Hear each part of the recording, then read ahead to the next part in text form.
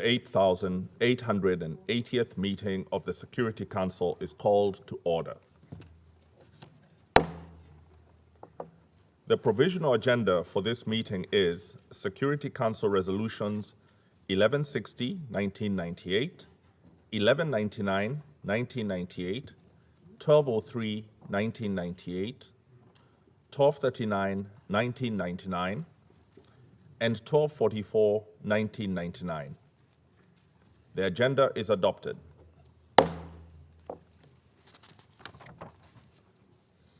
In accordance with Rule 37 of the Council's Provisional Rules of Procedure, I invite the representative of Serbia to participate in this meeting. It is so decided. On behalf of the Council, I welcome His Excellency Mr. Nikola Selakovic, Minister for Foreign Affairs of Serbia.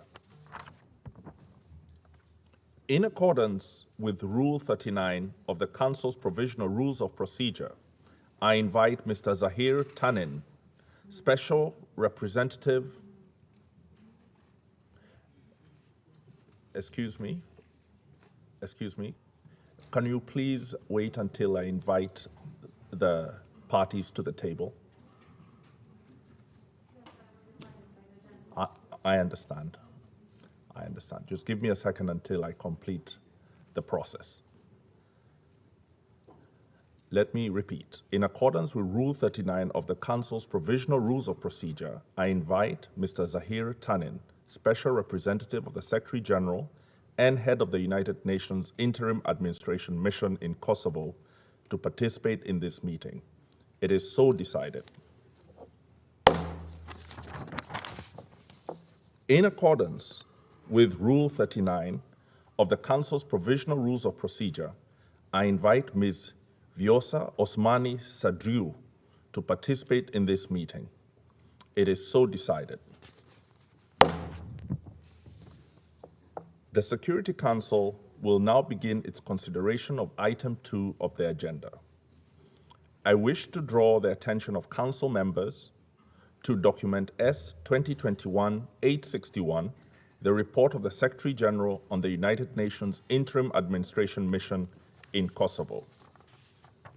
I now give the floor to Mr. Zahir Tanin. Thank you, Mr. President.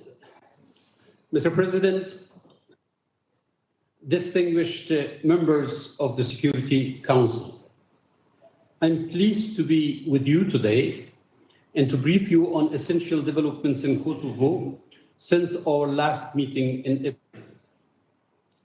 Following the end of the official reporting period detailed in the Secretary General's report, we have experienced developments which remind us, beyond recent events in Kosovo, that lack of political understanding in communication is a vector for the escalation of tensions, especially in fragile security environments characterized by mistrust. On the morning of 20 September, Pristina launched a police operation in northern Kosovo to enforce a new license plate validity regime. Given the history of sensitive and long-standing discussions on freedom of movement conducted over years through the EU facilitated dialogue, it would have been natural to expect early and clear communication with those affected. However, little or no such communication was attempted by the authorities. The international community on the ground, including KFOR, with its responsibility for maintaining a safe and secure environment, was not given prior notification. As a result, a standoff developed as protesters in the north blockaded traffic at the northern gates along the administrative boundary line. Special units of the Kosovo Police Force, armed with long weapons, deployed to the northern crossing points in armored vehicles. These units, in one instance, utilized tear gas and percussion grenades in an attempt to disperse the protesters. Over the ensuing several days, the numbers of the both protesters and special police units increased. On 26 September, as yet unexplained fire was set at the vehicle registration center in Zobin Potok, while overnight on 25 September, an undetonated ordnance was discovered in another public office in the north. For its part, the Serbian army deployed a platoon-strength reaction force in the vicinity north of the administrative boundary line and conducted several military overflights in the same area.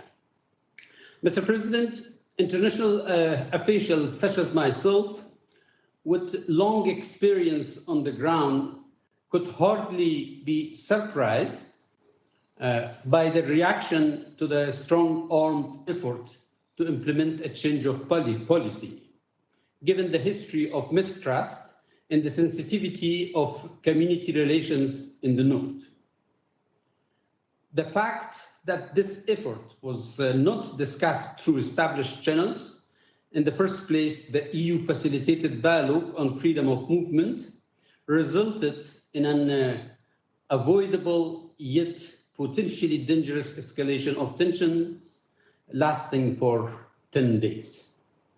Throughout, the good offices of European Union High Representative Borrell, supported also by United States diplomacy, an agreement was achieved to de-escalate this hazardous situation.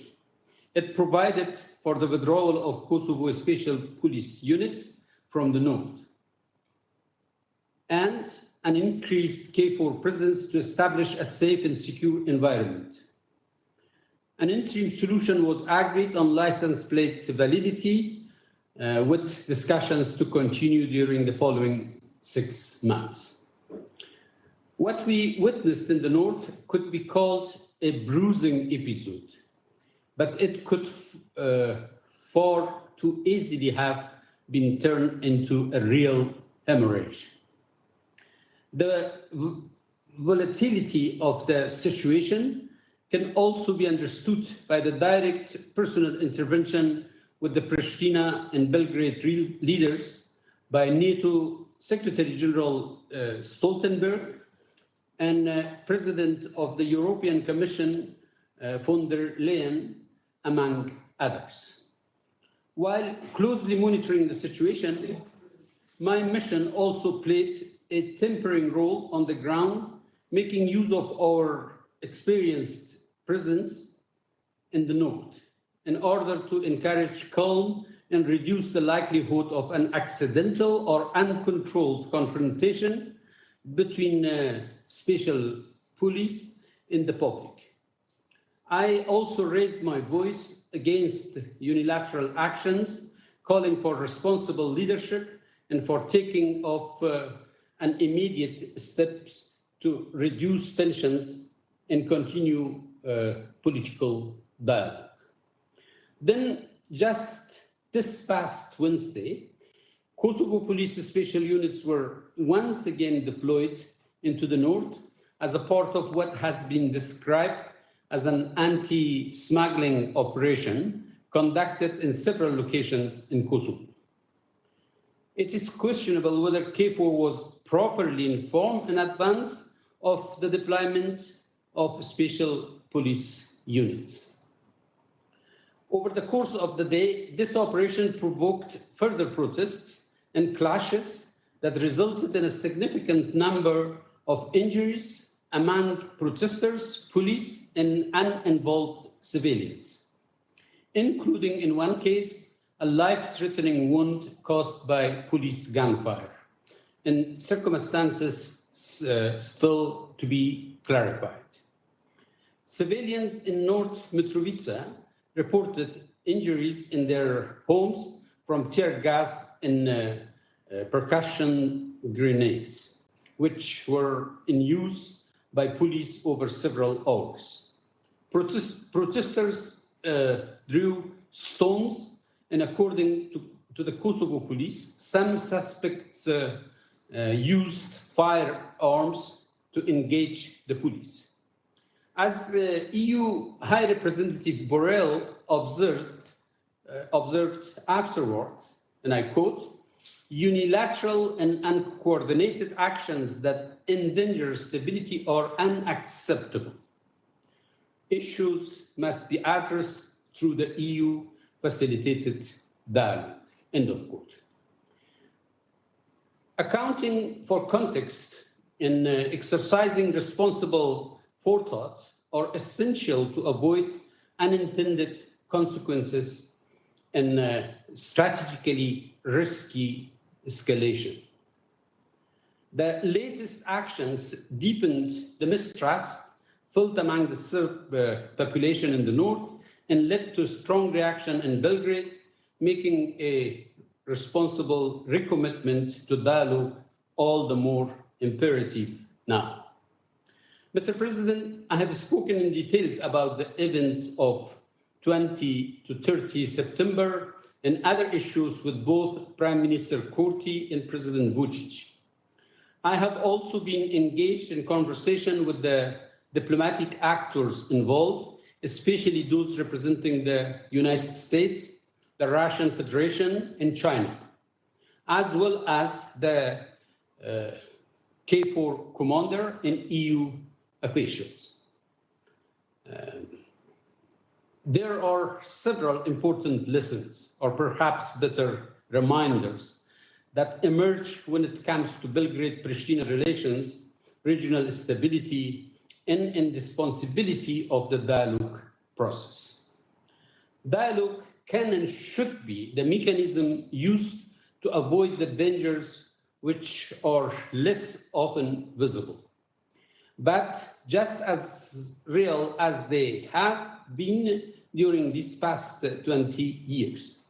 History in the region has tragically and repeatedly shown the ostensibly small incidents, misreading of intentions, and outright mistakes can trigger an unstable security escalations that puts lives at risk and benefits no one.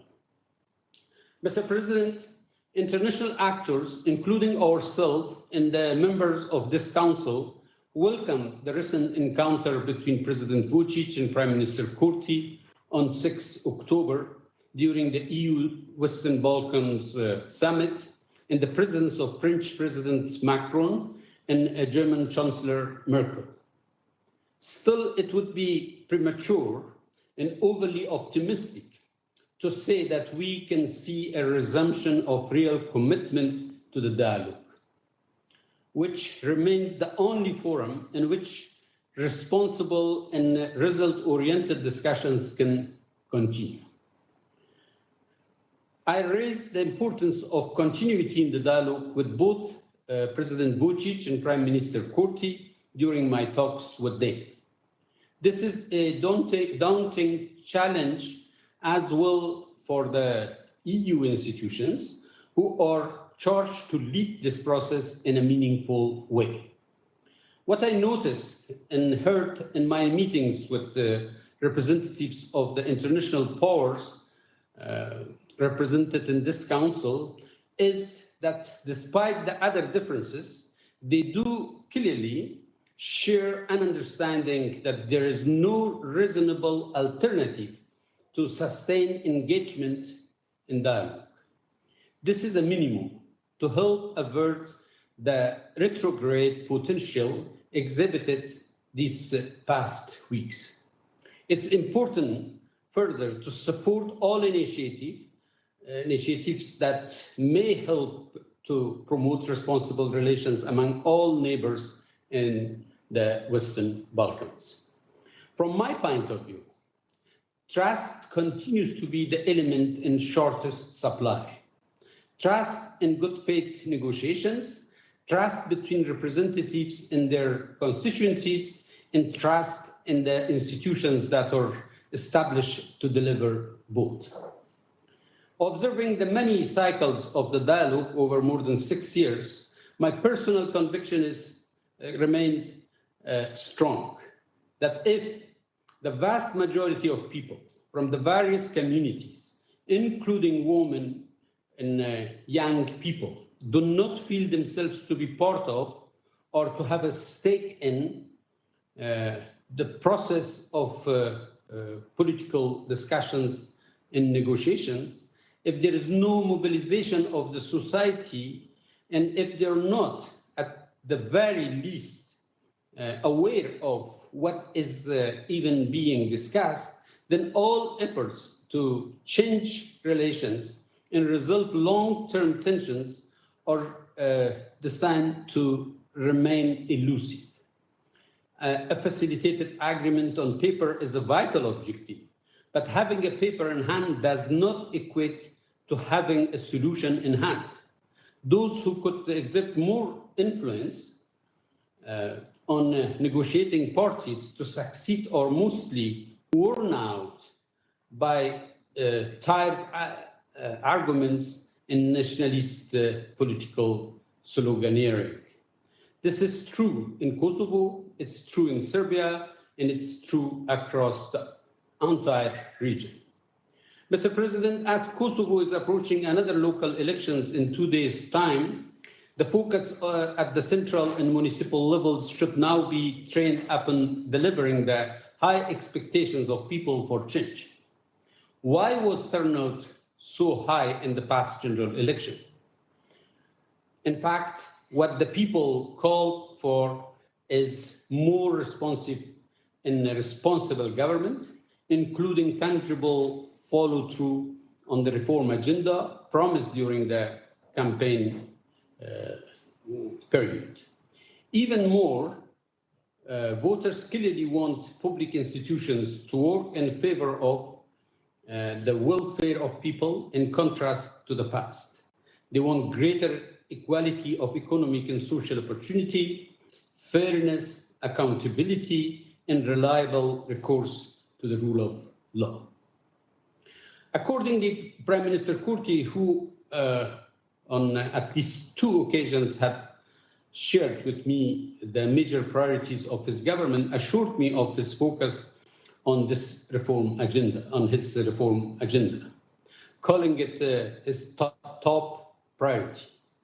I urge the government today publicly, as I have done privately, to focus on rebuilding the bonds of trust so long broken between all the communities in Kosovo and the political leadership.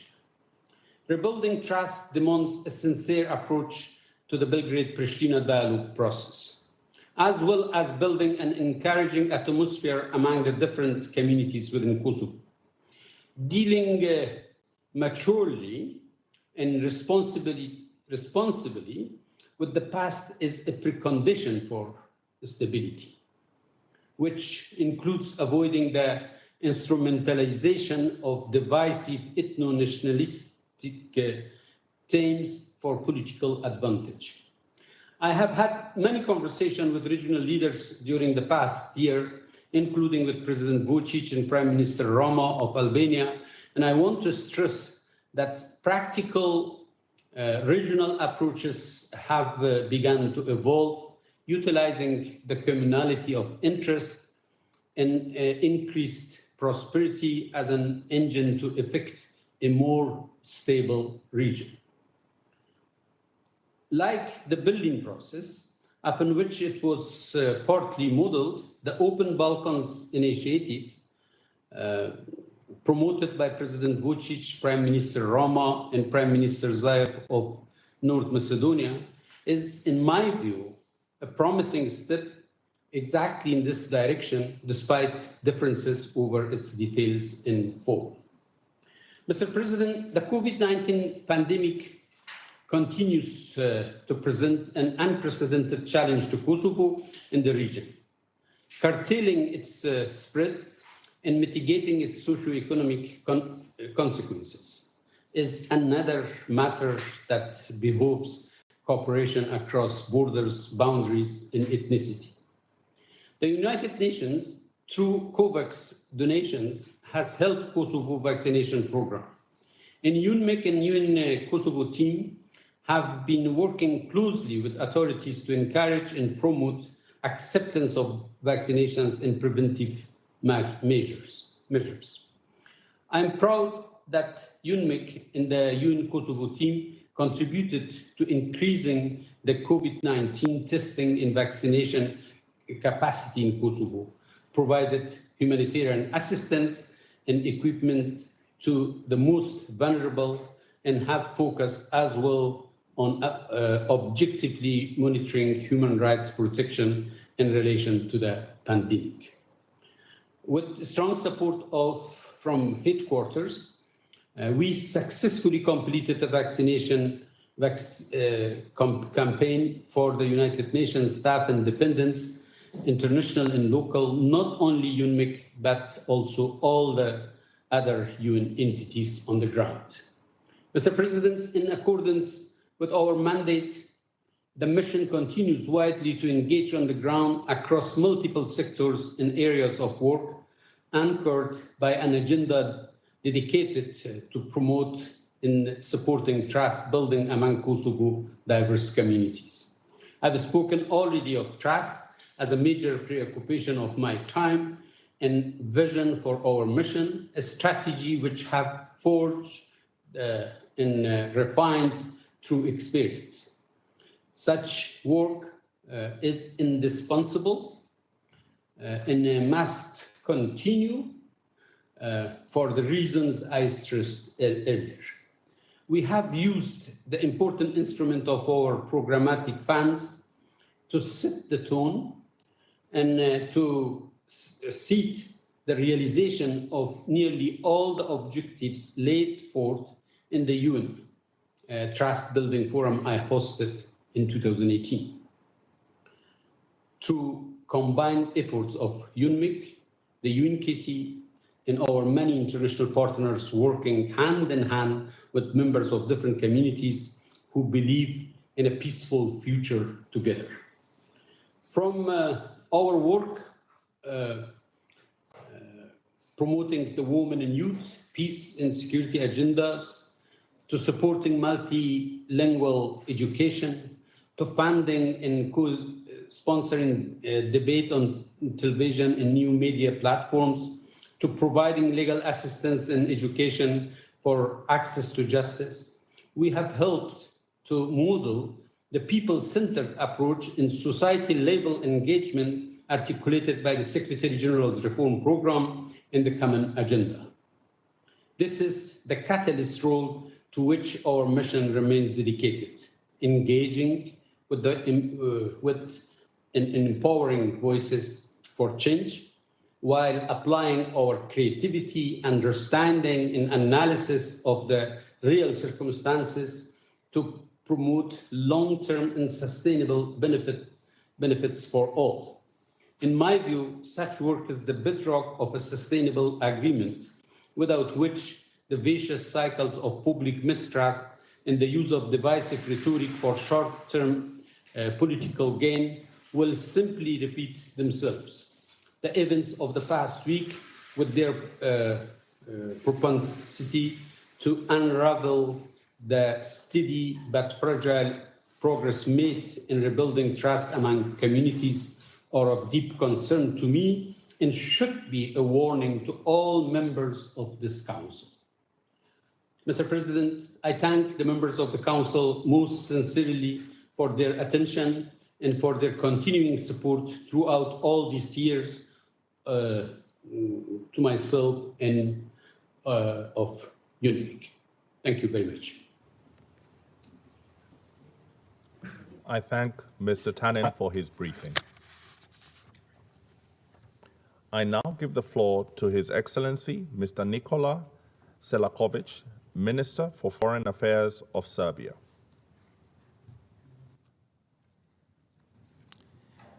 Distinguished President of the Security Council, esteemed members of the Security Council, distinguished Special Representative, I would like to thank Secretary General of the United Nations, Mr. Guterres, and Special Representative of the Secretary General and Head of UNMIC, Mr. Tanin, for the report submitted and for their efforts made towards the implementation of the UNMIC mandate. I would also like to thank the members of the Security Council for the continued attention they have devoted to the issue of Kosovo and Metohija. The Republic of Serbia highly values the activities of the mission of the United Nations in Kosovo and Metohija and supports it in carrying out its works as efficiently as possible pursuant to the UN Security Council Resolution 1244, and undiminished in scope, aiming to build and preserve lasting peace, stability, and security in the province. Mr. Tanin, please accept the expressions of the gratitude for your engagement and the cooperation we achieved during your term of office.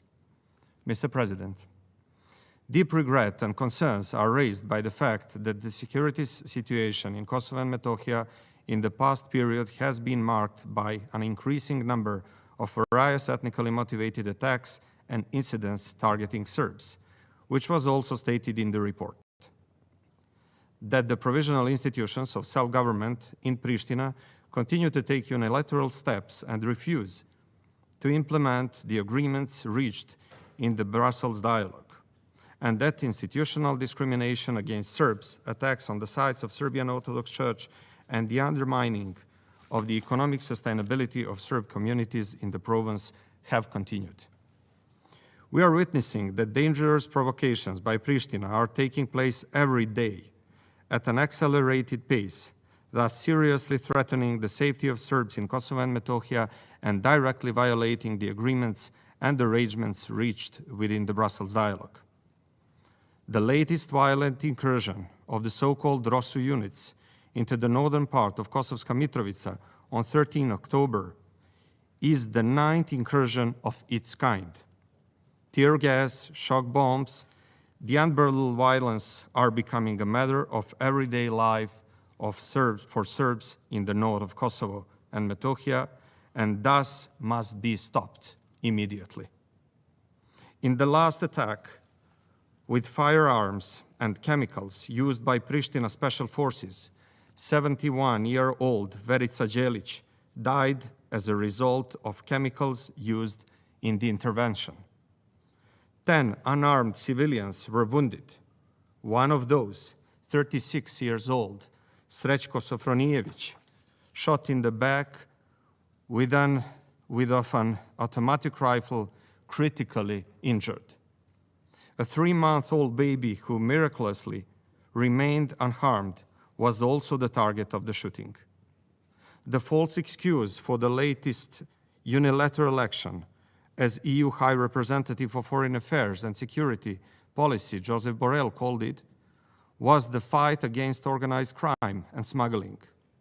Ladies and gentlemen, Serbia is strongly against organized crime and smuggling, but the members of the UN Security Council should know that such an important and general global goal, which we all share, was cynically used for an armed attack on unarmed civilians, which began with an automatic rifle raid of pharmacies in which patients of Serbian and other nationalities are supplied with vitally important medicines. 4 days before the local elections in Kosovo and Metohija, in order to gain votes in an irreasonable and inhuman way, fully motivated by separatist goals, the current provisional institutions of self-government regime used medicines on which people's lives depend to prove its position on the status contrary to the UN Security Council Resolution 1244. Only a few days earlier, another provocation on the part of Pristina led to a dangerous crisis when personnel of the so-called ROSU unit, armed with long firearms and reinforced with armored vehicles, were deployed to administrative crossings between central Serbia and Kosovo and Metohija, Brnjak and Jarinje, in order to remove Serbian license plates and replace them with temporary ones, thus violently preventing the free movement of citizens. These events do not fall within the reporting period covered by the latest report of the UN Security Secretary General on the work of UNMIC. But it is incumbent upon us to address them on this occasion in order to have everyone understand how dramatic the situation on the ground has been and how serious the consequences of Pristina's unilateral actions can be. The incursions of heavily armed Pristina police formations, composed exclusively of Albanians, into the north of Kosovo and Metohija under various pretexts and motives, with the use of excessive force, are provocations that have an extremely dangerous potential to destabilize the already sensitive security situation on the ground.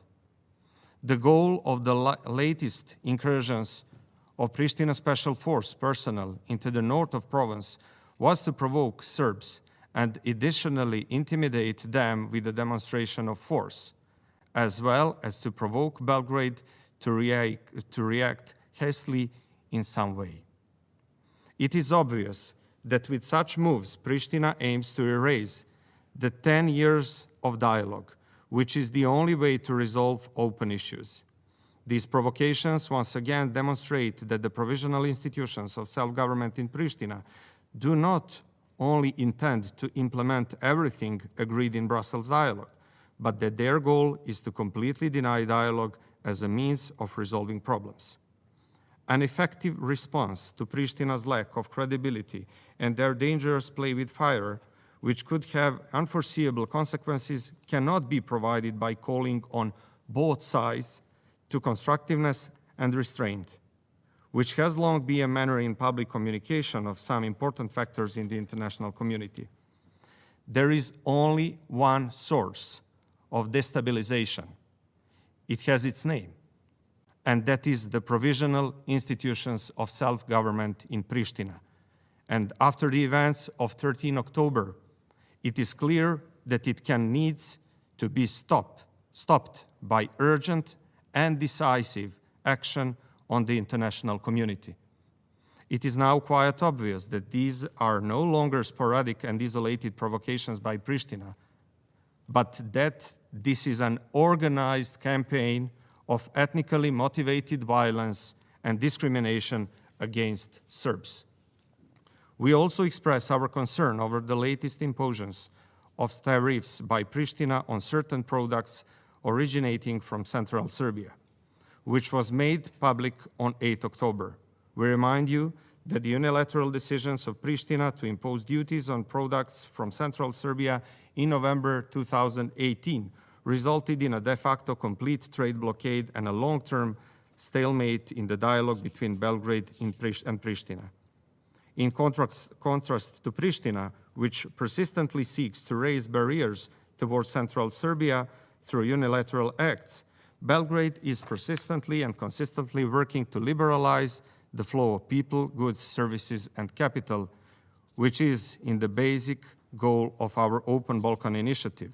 North Macedonia and Albania joined this initiative, but Pristina did not. Distinguished members of the Security Council, in the period from March to September this year, which is covered in the latest report, close to 100 ethnically motivated attacks were carried out against Serbs, their private property, religious and cultural heritage sites. The increase in the frequency of attacks was accompanied by the strengthening of the intensity of ethnically motivated violence, which more and more often targets children, the elderly, women, the few returnees present there, as well as churches and other property of the Serbian Orthodox Church. This systematically intensifies the ubiquitous sense of insecurity and the remaining Serbs, but also deters potential returnees who are in fact being told that local Albanian communities can attack them with impunity and prevent them from returning to live in their own homes. The most striking example of the position of Serbs in Kosovo and Metohija is the case of the displaced person Dragica Gašić, who moved into her apartment in the municipality of Đakovica again in early June. In that town, to which local Albanians proudly refer as a place forbidden to Serbs, Mrs. Gašić, on her return, first faced physical and verbal attacks by citizens of Albanian nationality living there. Instead of being provided protection, that seriously ill woman that became a victim of institutional persecution as well, that the local self-government bodies and the police unleashed against her. Since this is a person who is the first and only Serb returnee to Đakovica after more than 20 years, it was to be expected that at that moment, at least civil society organizations would attempt to protect her rights. However, NGOs from Đakovica soon joined the activities aimed at the expulsion Mrs. Gašić, including those receiving funding from international donors for projects related to strengthening democracy and the rule of law. I must also mention the latest attack on the house of only remaining Serbian woman in the center of the city of Peć, retired teacher Rumena Ljubić, whose windows were stoned twice in just 24 hours on 13 October. Dragica's and Rumena's fate, in frightening reflections on the real situation of human rights that almost everyone of over 200,000 displaced Serbs and non-Albanians would face in Kosovo and Metohija, provided that they gather the courage to return to their homes in the province after more than 20 years.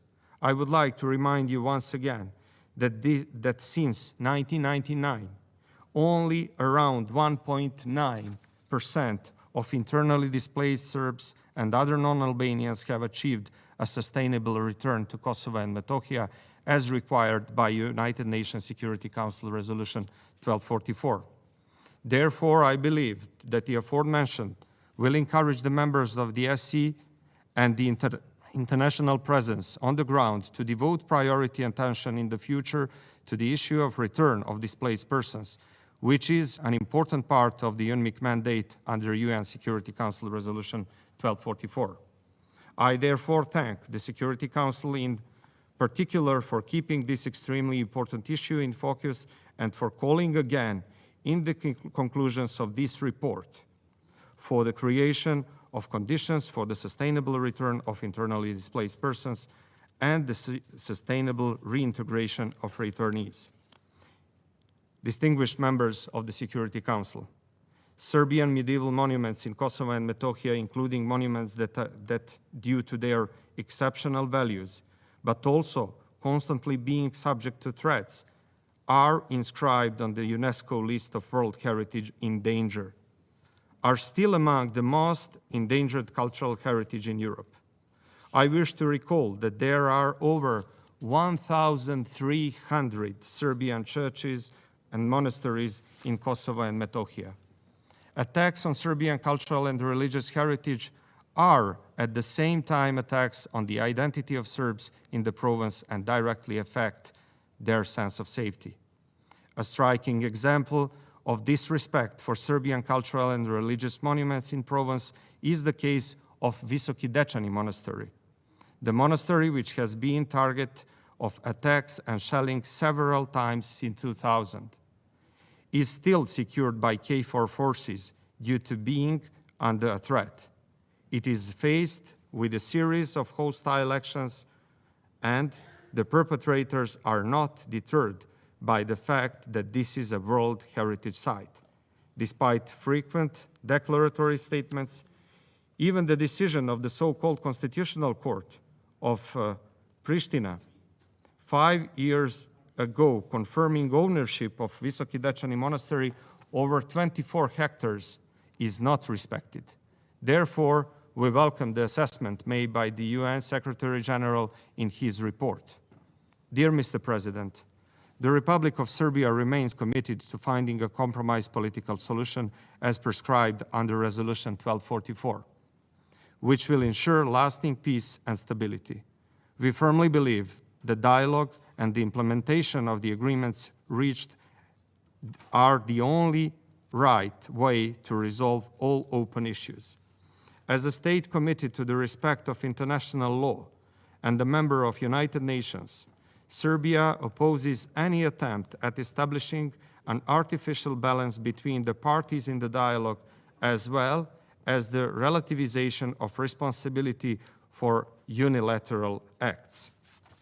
We note with concern that not even 8 years after reaching the Brussels Agreement, the establishment of the Community of Serb Municipalities has not been initiated, although Belgrade has fulfilled all its obligations under that agreement. There are also numerous and repeated examples of Pristina violating or obstructing agreements reached in dialogue in the areas of energy, justice, freedom of movement, and the visit of officials. One such example is the verdict sentencing Ivan Todosijevic to 2 years in prison, which is also pointed out in the Secretary General's report. The Brussels Agreement was directly breached, which was also stated by the representatives of European Union. With its conduct, Pristina caused immeasurable damage to the reconciliation process in Kosovo and Metohija.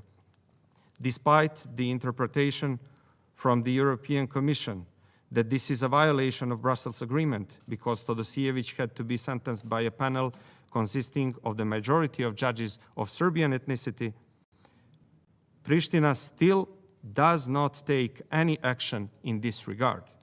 Pristina also continued with the practice of banning Serbian officials from entering the territory of autonomous province of Kosovo and Metohija.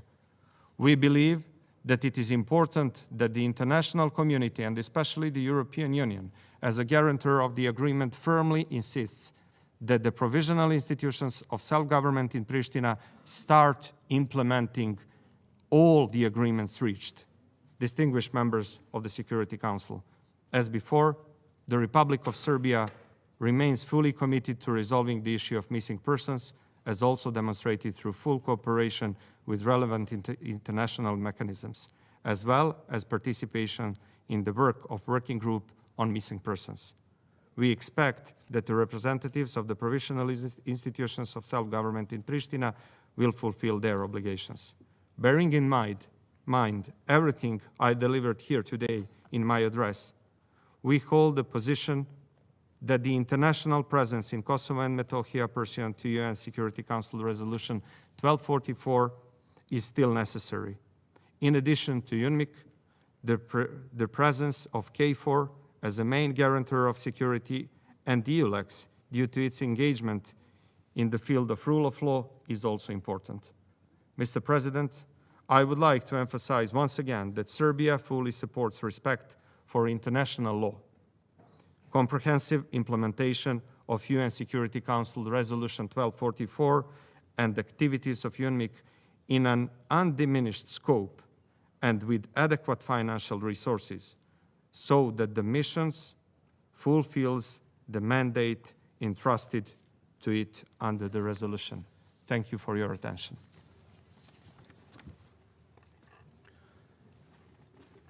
I thank His Excellency, Mr. Selakovic, for his statement. I now give the floor to Ms. Vjosa Osman Sandriu. You have the floor.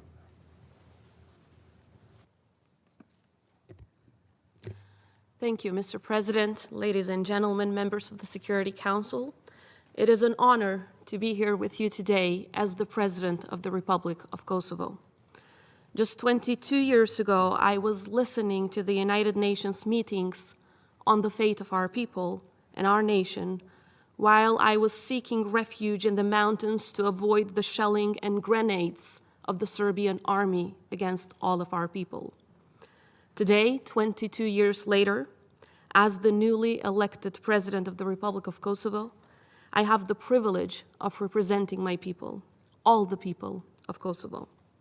The truth is, I am only able to sit amongst you today because of the determination, perseverance, and the liberation struggle of the people of Kosovo to see our country free from oppression and from a genocidal rule, to see our country independent and sovereign. This was only made possible with the help of our allies, the ones that believed in our right to self-determination and our right to statehood, the ones that stood by us in the darkest days and in the brightest. To all of you who believed in us back then and continue to walk with us side by side as we open new chapters of progress, I want to take a moment to say a heartfelt thank you. Thank you on behalf of all the people of the Republic of Kosovo. We have come a long way since then. Our story is far from over, and much of our potential is yet to be fulfilled. But our future is bright, and I'm confident that one day we will join you at this table, part of the family of nations that today make up the United Nations. Dear members of the Security Council, we have been through too much, and our sacrifice has been too great to take steps backwards. That is why we look to the future with strength, courage, and confidence in ourselves, and in the potential that our young republic holds. Kosovo, as someone described it recently, is a beacon of hope in the region. The people of Kosovo stand for freedom, for human rights, for rule of law and democracy. They stand for the values that make this world a better place and values which this organization works hard to promote. But hope only thrives when there is trust. Our citizens believe in a future with greater employment opportunities and a strengthened rule of law. Today, they believe in a Kosovo where equality, inclusiveness, and respect for all prevail. And we are working hard to turn their expectations into reality. The truth of the matter is that the trust of the people in their institutions has never been higher.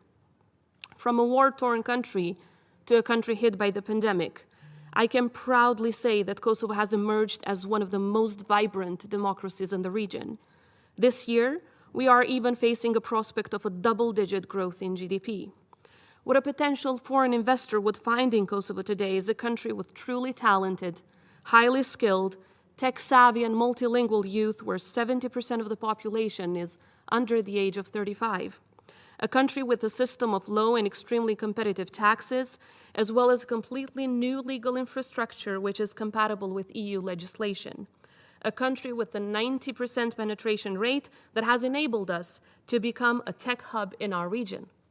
It is also worth noting that, as a historical net importer, Kosovo's products are now becoming household names in markets such as Germany, Switzerland, Italy, the United States, the United Kingdom, and many more. Our products are even making their way to countries such as Ukraine, India, China, and we hope that political relations will soon reflect the existing economic ties. In other words, Kosovo is proving to the world its transformative spirit across many areas of economy and other sectors. Despite being the last country in Europe to start administering vaccines, Kosovo today is not only vaccinating the fastest, it has surpassed the region and some EU member states in the percentage of the population that have been inoculated against COVID-19. But above all, Kosovo is thriving in an era of unprecedented institutional stability and trust. Our reforms to strengthen the rule of law are being conducted at a record level, and we hope to become an example of effective and meritocratic governance, not just for the region, but also beyond. I can give you endless statistics about our successes, but the story of Kosovo is, and always has been, a story of its people. Today, that is the story of 3 women who are now Olympic gold medalists, Majlinda, Nora, and Distria, who have turned our young republic, a 2-time Olympic runner, into a 3-fold Olympic gold medal winner. Or indeed, the inspiring story of Fahriye Hoti and the women of Krusha, perfectly portrayed in the film Hive, which I invite you to watch, Kosovo Triple Award winner at Sundance, and hopefully soon to be Oscars winner, a film that is the strongest testament to the consequences of the war and the perfect embodiment of resilience, survival, and triumph. Kosovo's story is also the story of an almost 14-year-old independent country where one of the highest voted members of parliament is Vaspije Krasniqi, a brave and outspoken survivor of rape during the war. and where Saranda Bogujevci, a survivalist of a massacre against her entire family, is now the vice president of the parliament. Where the votes of the citizens in the last elections produced a parliament composed of more women MPs than the EU average, and where the country is led by a woman for the second time. As well as endless successes at home, our incredibly engaged and successful diaspora all over the world continue to make us want to burst with pride. From Dua Lipa to Rita Ora to world-renowned football players, academics, and scientists, thank you for being our greatest ambassadors and showing the world the best of Kosovo. Today, our country is a genuine representation of a peace-loving and peace-exporting nation. Our soldiers serve alongside US troops in peacekeeping missions, and our soldiers continue to display unmatched professionalism. In the midst of one of the biggest crises in recent history, our people and our institutions opened their hearts and minds to the citizens of Afghanistan seeking refuge. This is not only a reflection of who we are as a people, it is also a confirmation to our readiness to stand by our allies and actively contribute to the international community. As former refugees ourselves, no one better understands their suffering than the people of Kosovo. There's too much to share, but for now, I ask you to keep your hearts and minds open for the people of Kosovo. We will do the rest. I assure you, the youngest country in Europe will not only exceed your expectations and continue to strengthen its statehood, we will also keep making our allies proud. Dear members of the Security Council, as we discuss the UN mission in Kosovo, I want to take a moment to address you all as members of this chamber. UNMIK was established 22 years ago under extremely different circumstances. Following the NATO intervention to put a halt to Serb war crimes, crimes against humanity, and genocide against the people of Kosovo, this council authorized the establishment of an international civilian presence to provide an interim, I repeat, interim administration. The International Court of Justice, a UN body, has confirmed that the legal regime of Resolution 1244 was only supposed to work until the final status of Kosovo would be determined. That status was determined once and for all on the 17th of February 2008, and Kosovo's declaration of independence was, according to the ICJ, in full compliance with international law as it was made pursuant to the proposal of the UN Special Envoy, Mr. Ahtisaari. Upon Serbia's request, the UN General Assembly asked the ICJ to rule on Kosovo's declaration of independence, and the ruling was unequivocal. No provision of international law was violated. So we call on Serbia to respect international law, as we do so for those members that are still in doubt with respect to Kosovo's independence. The Republic of Kosovo today is a free, sovereign, independent country and an increasingly prosperous country. This should serve as a sufficient evidence to make it clear for everyone that UNMIK has not only overstayed its mandate, but it's also there in contradiction to the interpretation of the International Court of Justice. While we thank them for their work of the past, we urge you, members of the Security Council, to put your budget at a better use. And while they are using this budget, I invite them to be impartial and not send an entirely distorted message of what happened in the north of Kosovo, therefore showing unprecedented bias and only contributing to tensions in our region. Your Excellencies, the painful irony that Kosovo is still not a member of the United Nations is that it is one of the biggest champions of peace and security in the world.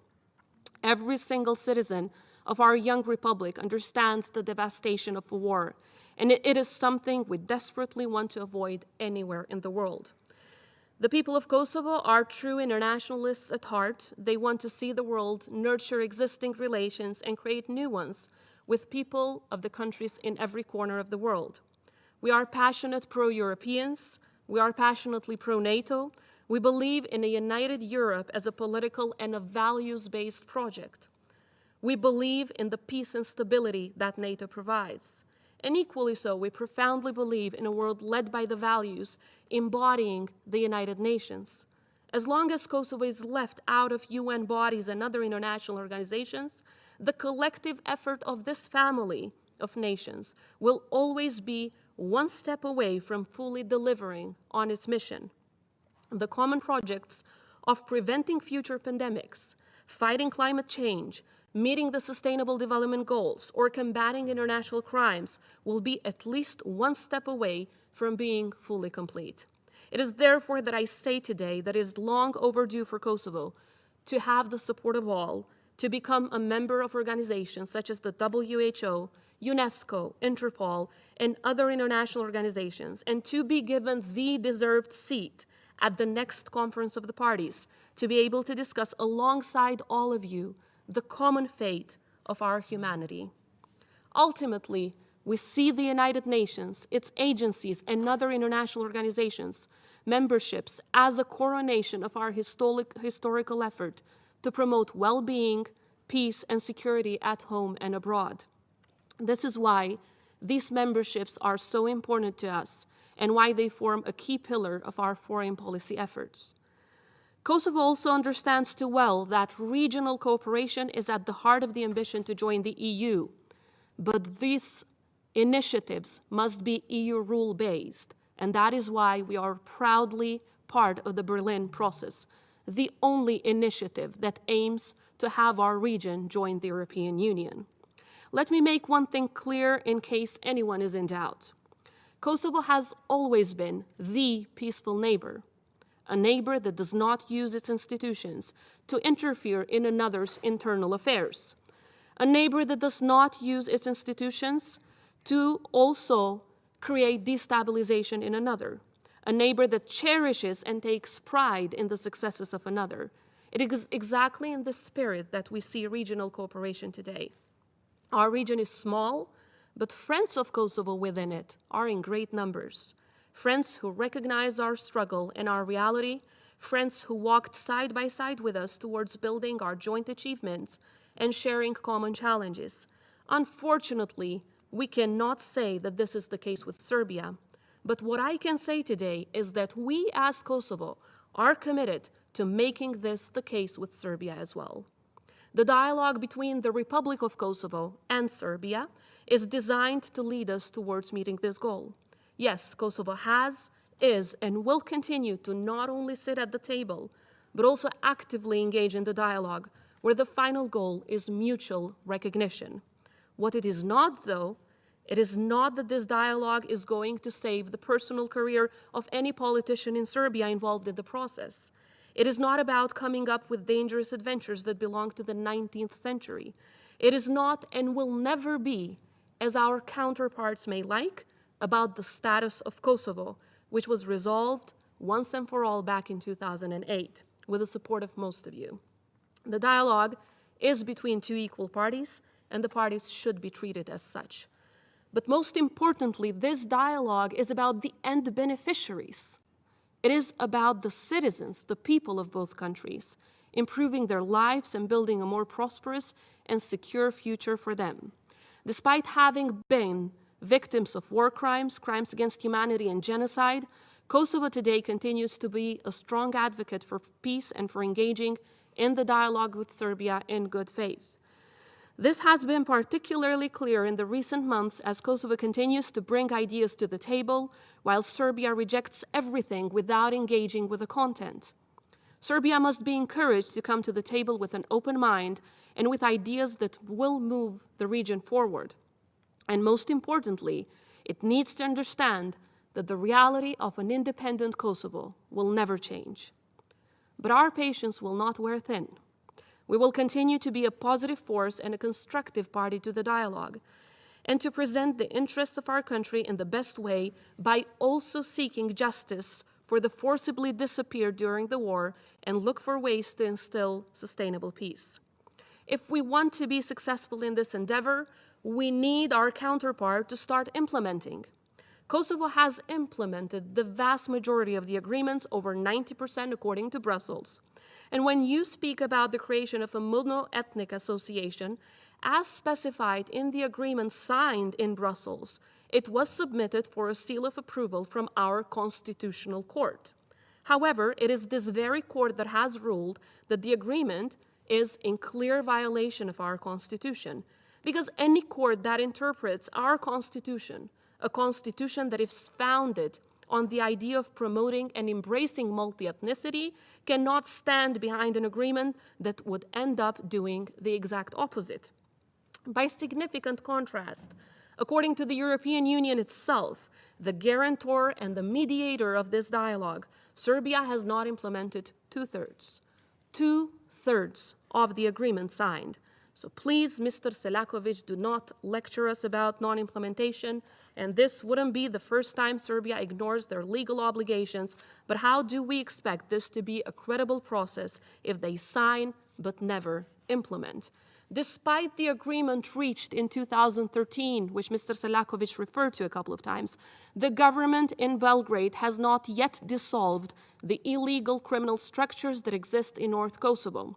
They continue to incite terror and intimidate the Kosovo Serbs living in the north and do not allow them to integrate into the society of which they are part of.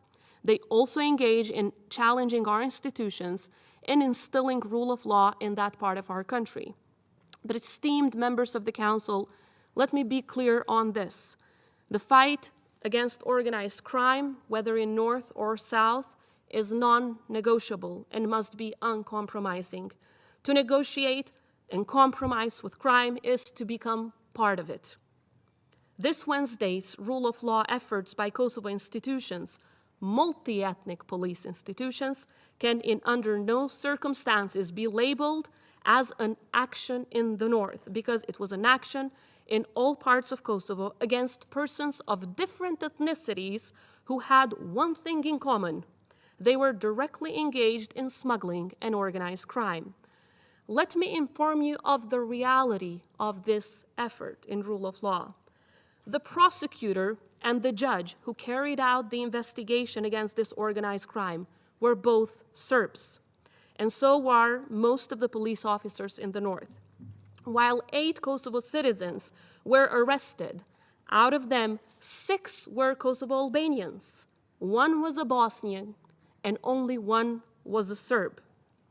Both NATO, KFOR, and the US and other Quint embassies have all been clear that this was the rule of law action against organized crime all over Kosovo. So since we were quoting, let me clarify what the real position, public position of KFOR is. According to KFOR, the operation took place in several municipalities, including those in the north.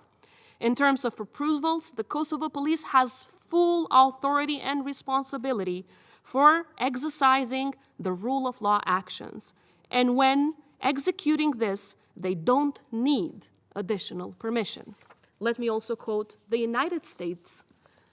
According to the United States, they are concerned from the response against the police action, which was an action in favor of the rule of law all over Kosovo.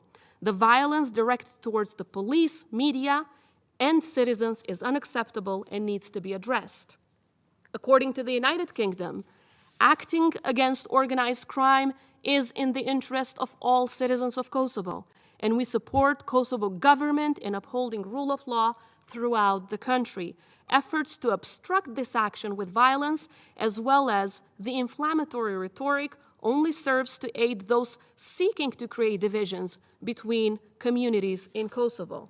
And according to Germany, obviously after the statements of the Serbs, they said, stop. The comparison of today's police action with the Crystal Night is unacceptable. Such comparison contribute towards narratives of Holocaust distortion and denial. Protect the facts. This is exactly what I'm doing here, Excellencies, protecting the facts, and I also invite the SRSG to include these quotes in his next report.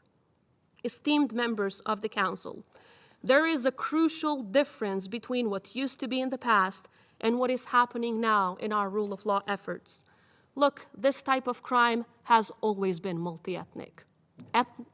The crime, organized crime especially, has no ethnicity. However, what is different now is the fight against this crime is multi-ethnic.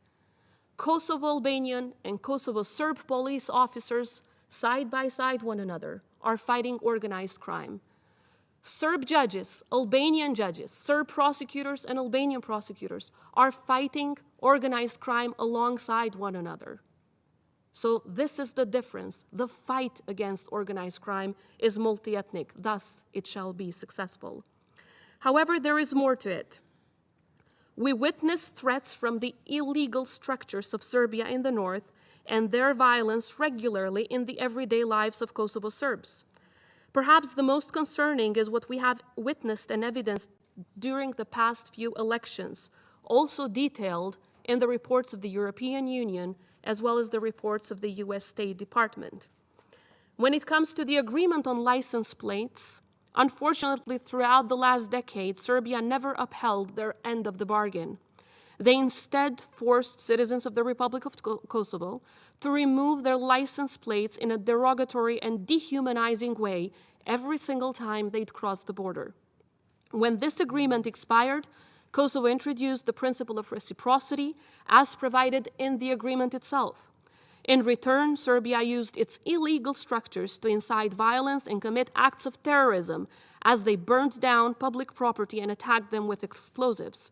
Meanwhile, they approached military vehicles and Russian MiGs combat aircraft a mere 1 kilometer away from our border.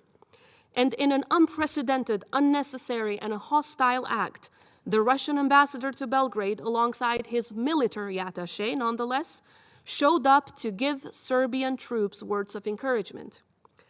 Dear friends, in the 21st century, what so-called peace-loving nation threatens stability in such a flagrant manner? Look, our history does not begin at the negotiation table in Brussels.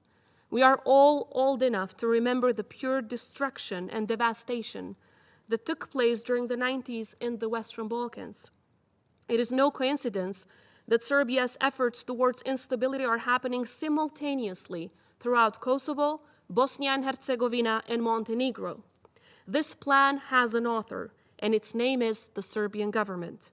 This should raise the alarm bells around the world, in particular for allies who worked with us to bring peace in the region.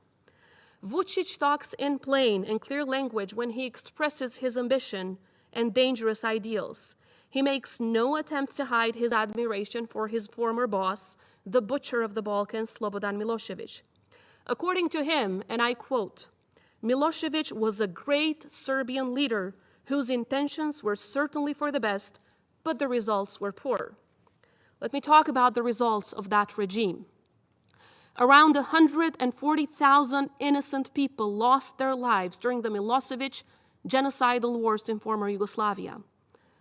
In Kosovo, over 13,000 people were brutally murdered, 20,000 women were raped, and over 1,600 people are still forcibly disappeared and are still missing to this day, and they are in mass graves in Serbia.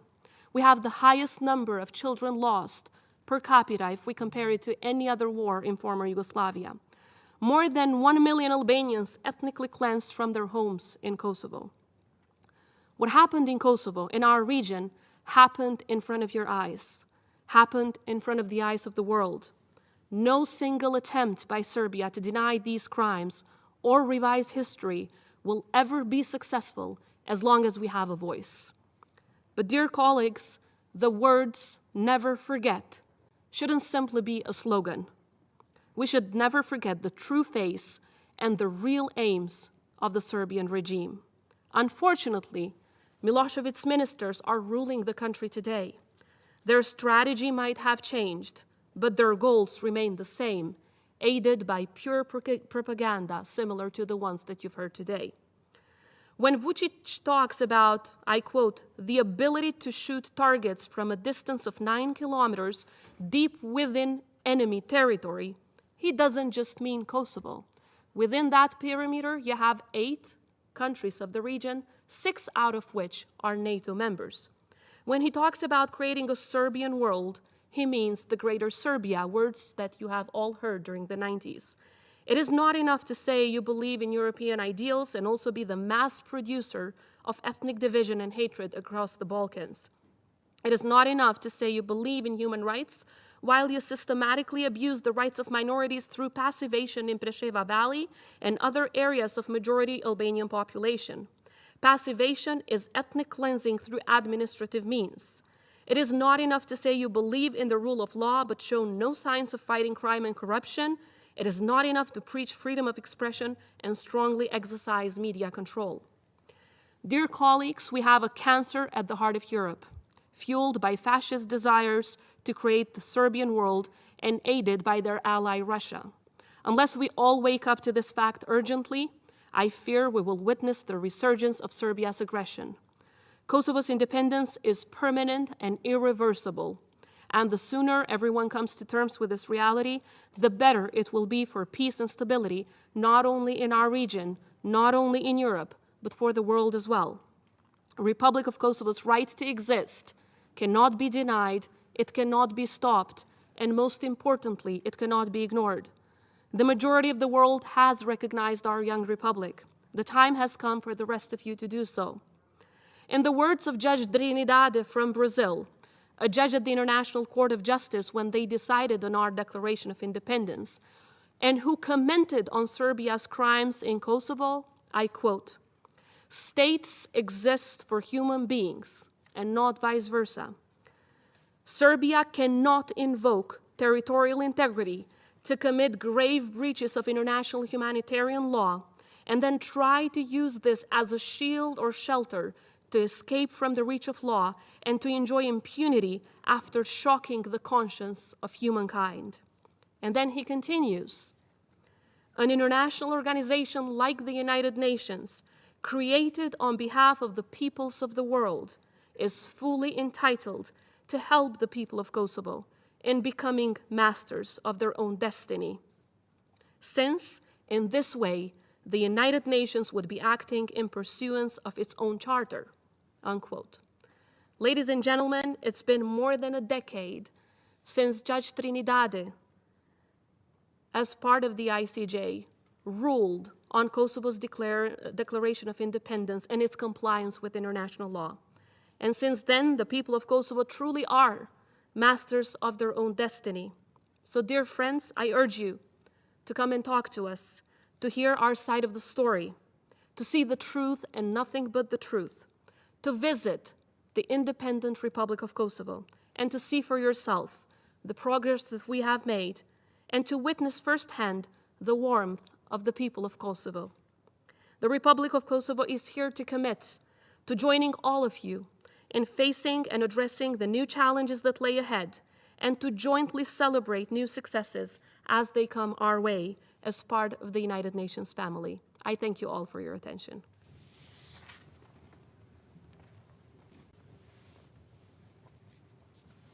I thank Ms. Osmani Sadru for her statement.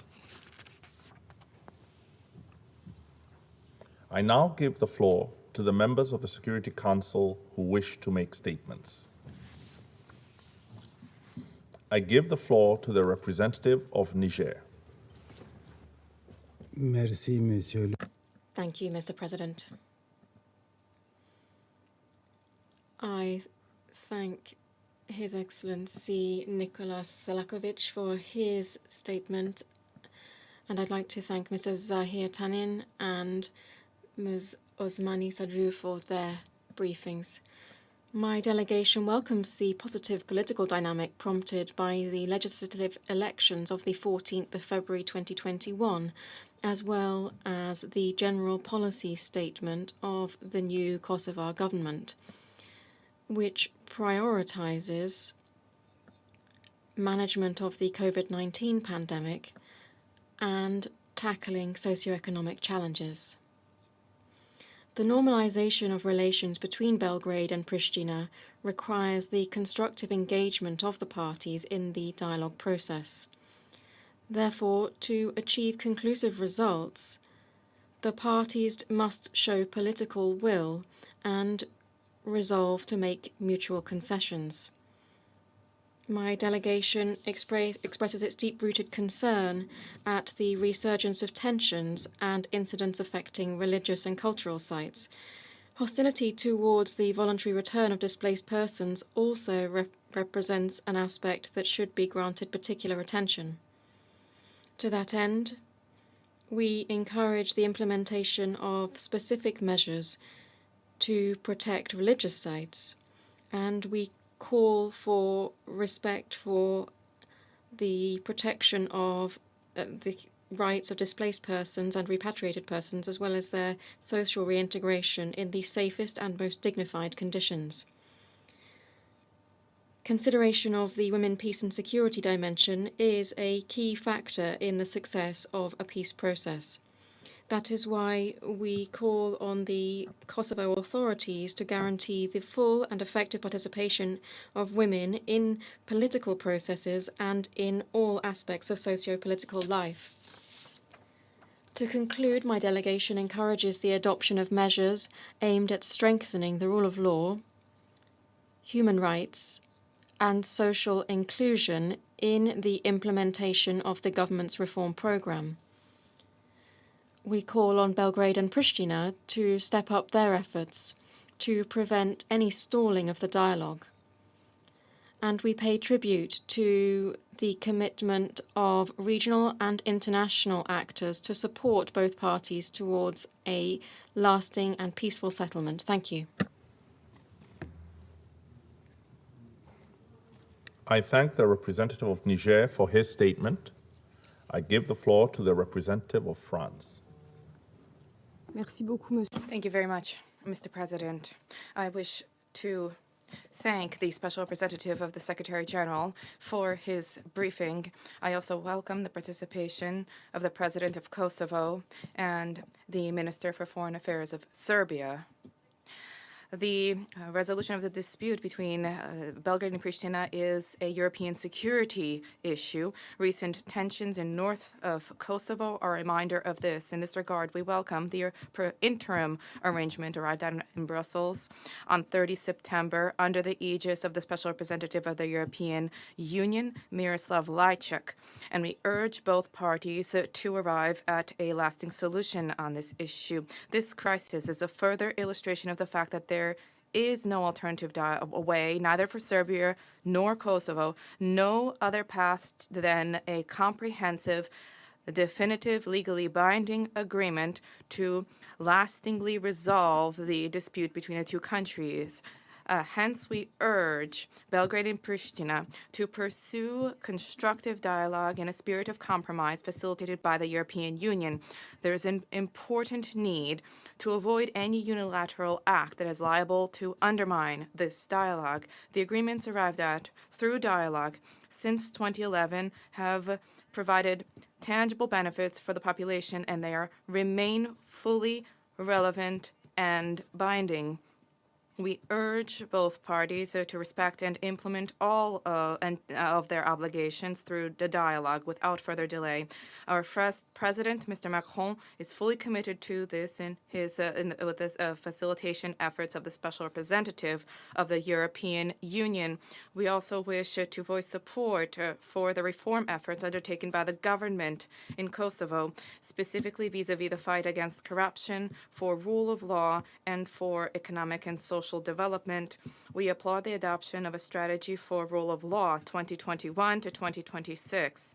These efforts are vital for European rapprochement, as is mobilization for participation of women on equal footing in politics and society, and the need to respect human rights. We urge the efforts to combat impunity to continue, and for there to be accountability for the perpetrators of the grave crimes with the cooperation of the Specialist Chambers for Kosovo and the Specialist Prosecutor's Office.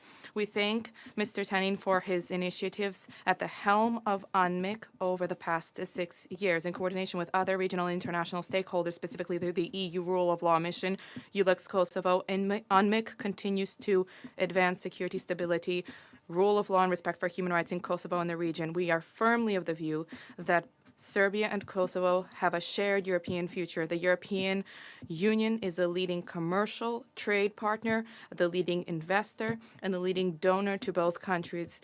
The European Union has demonstrated its mobilization, specifically in the fight against COVID-19. Normalization of relations between Belgrade and Pristina is vital for lasting stabilization of the Western Balkans and for European rapprochement of both countries. France will remain committed to this in support of both parties and EU mediation. Thank you. I thank the representative of France for her statement. I give the floor to the representative of India. Mr. President, I would like to join other colleagues in thanking SRSG Zahir Tanin for his briefing on activities of the UN Interim Administration Mission in Kosovo. I welcome His Excellency Mr. Nikola Selakovic, Minister of Foreign Affairs of Serbia.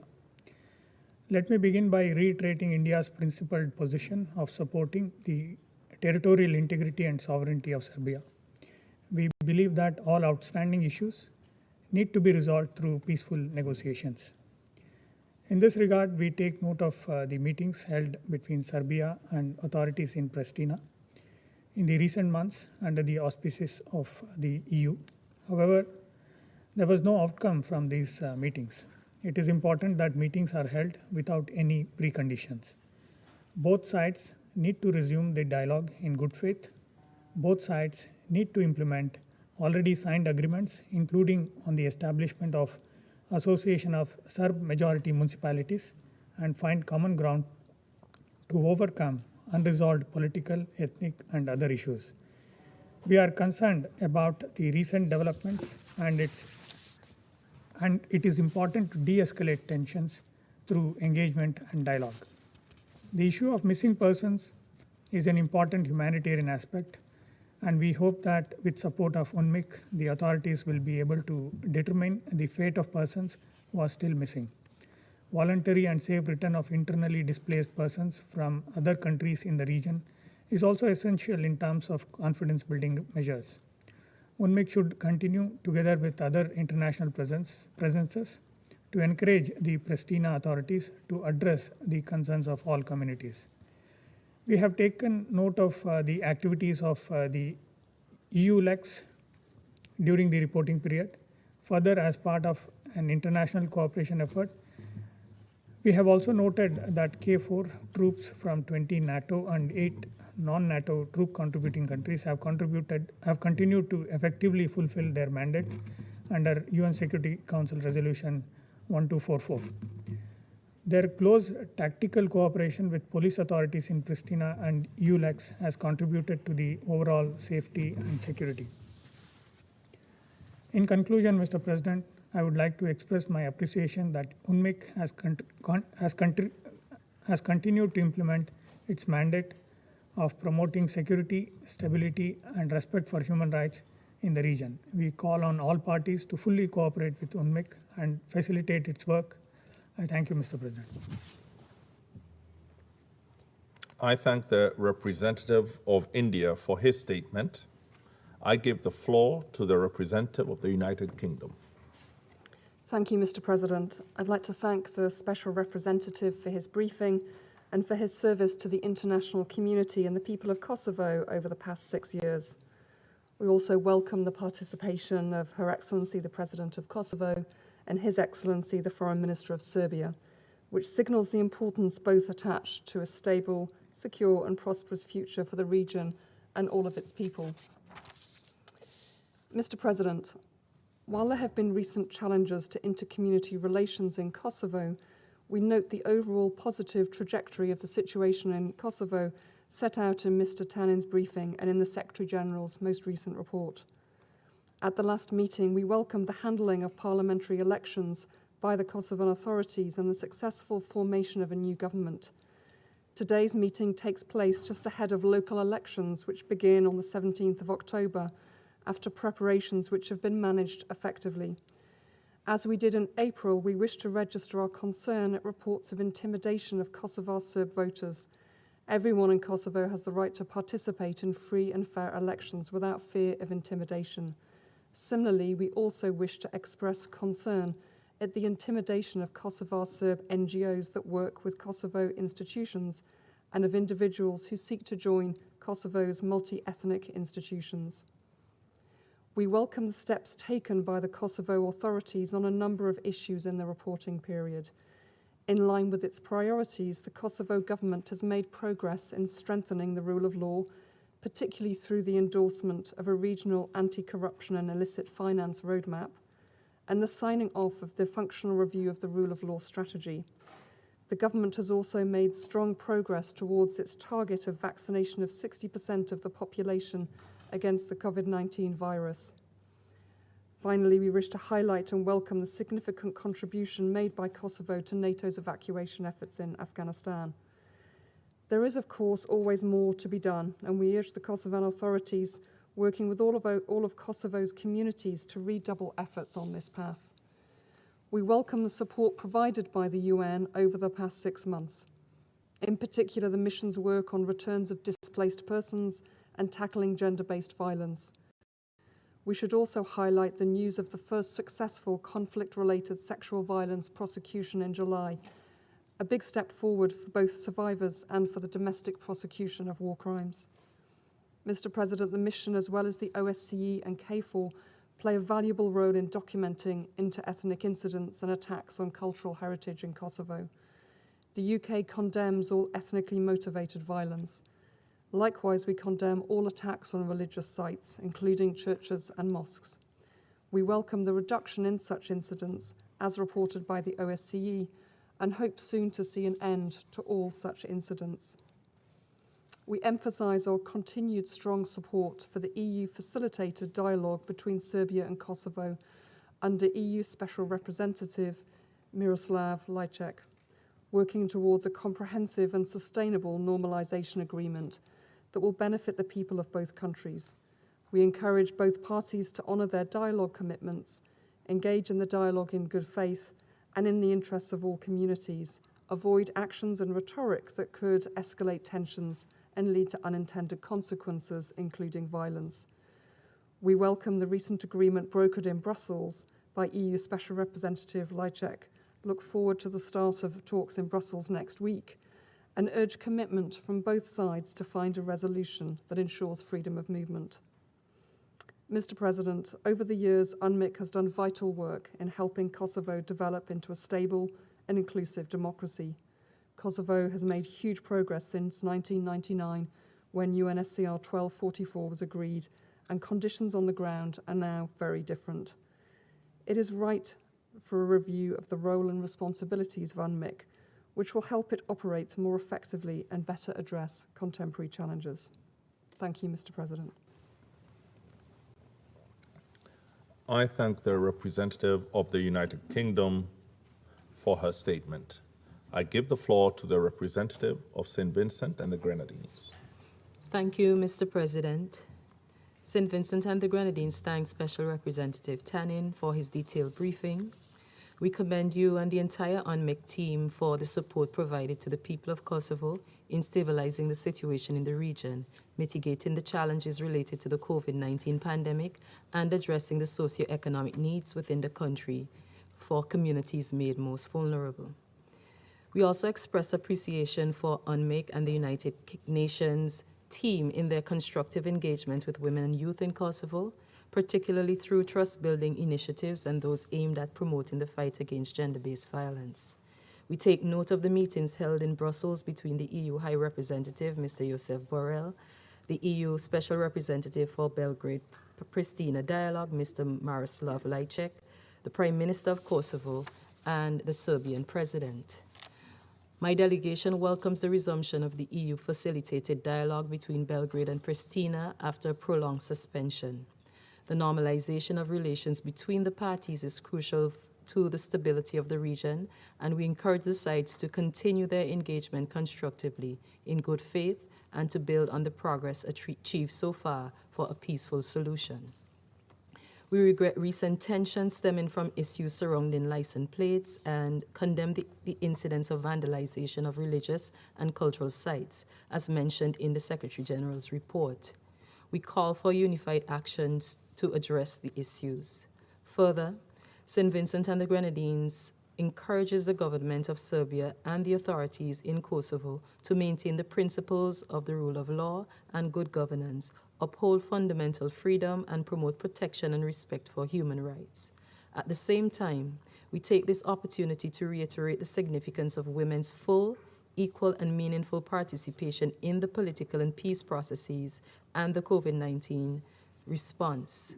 We encourage the greater participation of women and youth in these processes.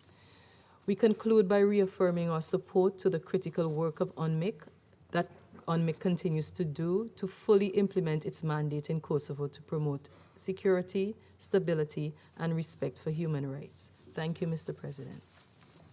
I thank the representative of St. Vincent and the Grenadines for her statement. I give the floor to the representative of Ireland. Thank you very much, Mr. President, and I want to begin by thanking the Special Representative of the Secretary-General, Tanin, for his briefing, and thanks to you and to all your team for your valuable work. I'd like to underline right at the top Ireland's strong support for UNMIC, and I want to thank President Osmani and Minister Selakovic for being here today. As we know from experience, building peace takes time. It takes ongoing and open channels of communication. Ireland supports the Secretary-General's call on both sides to engage constructively in the renewed dialogue between Belgrade and Pristina. This EU-facilitated dialogue, mandated by the UN, is the channel through which issues and tensions between Kosovo and Serbia can and should be resolved.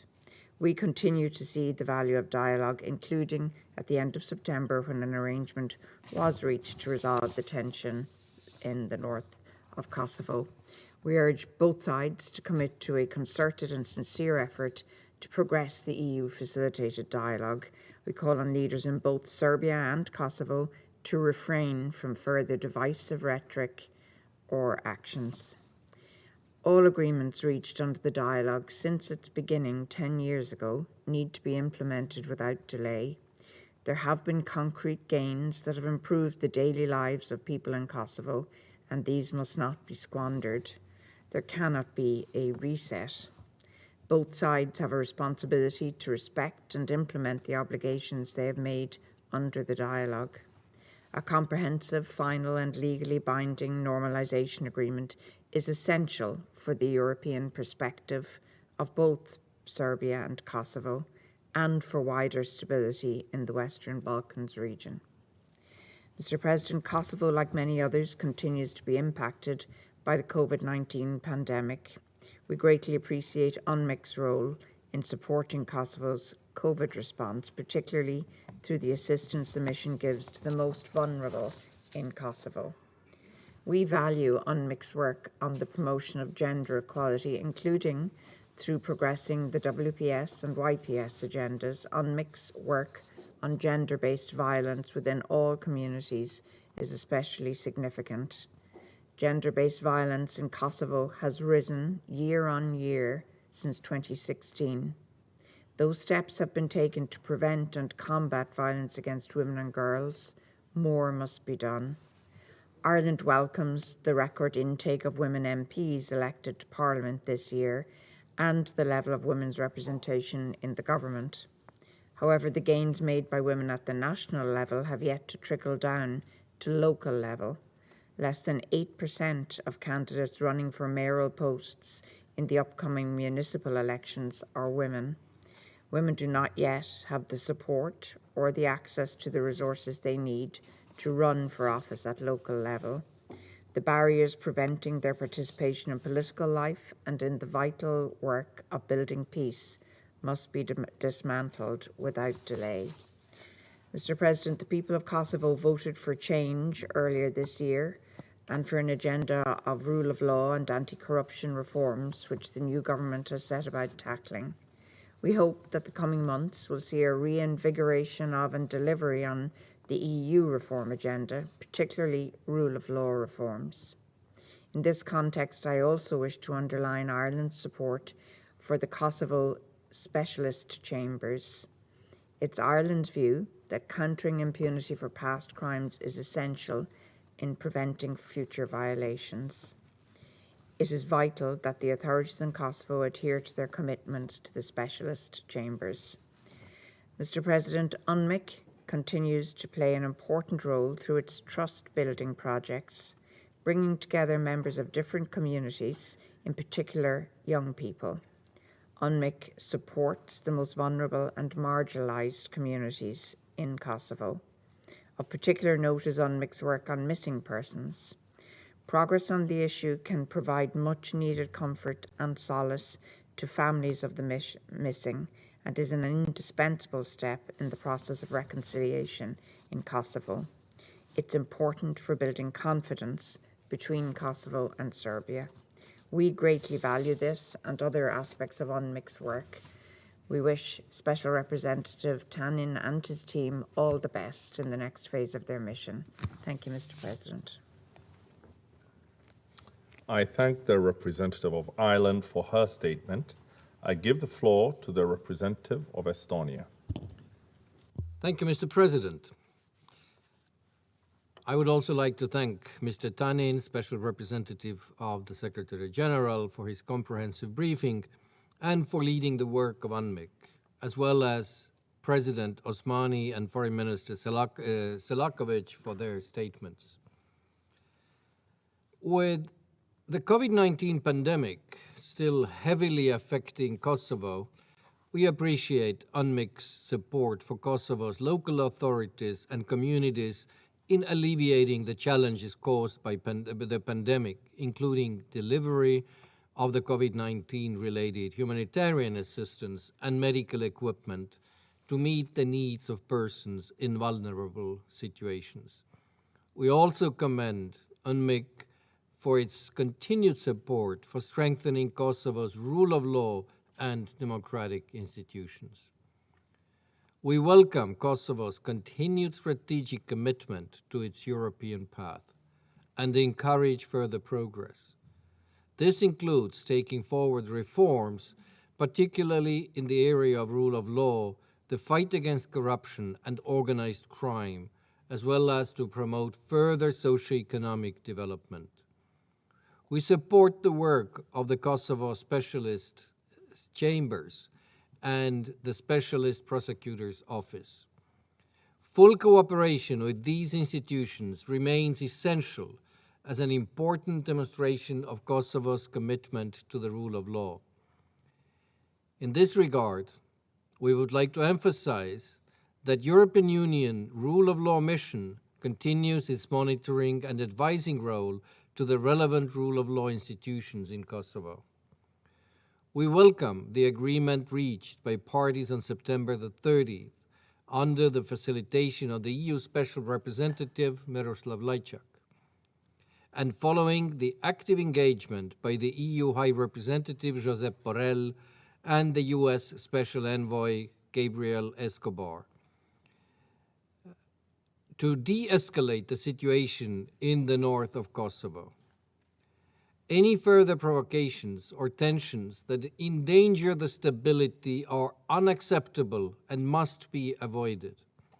The EU-facilitated dialogue is the only way forward for Kosovo and Serbia to address and resolve all open issues.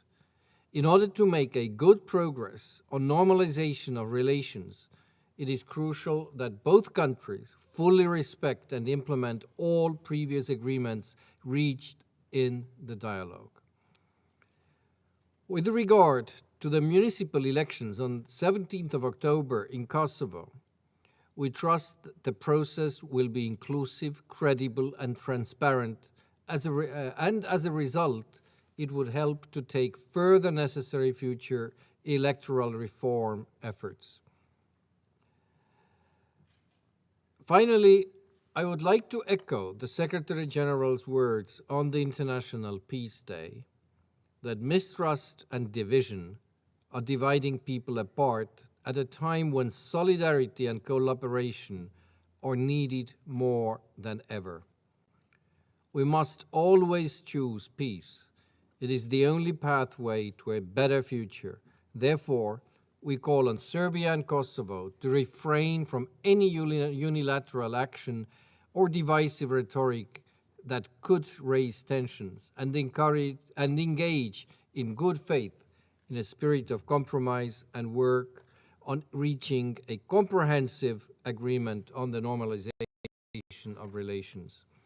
The agreement would contribute to the stability of the whole region and allows people to work together in order to advance their common regional goals.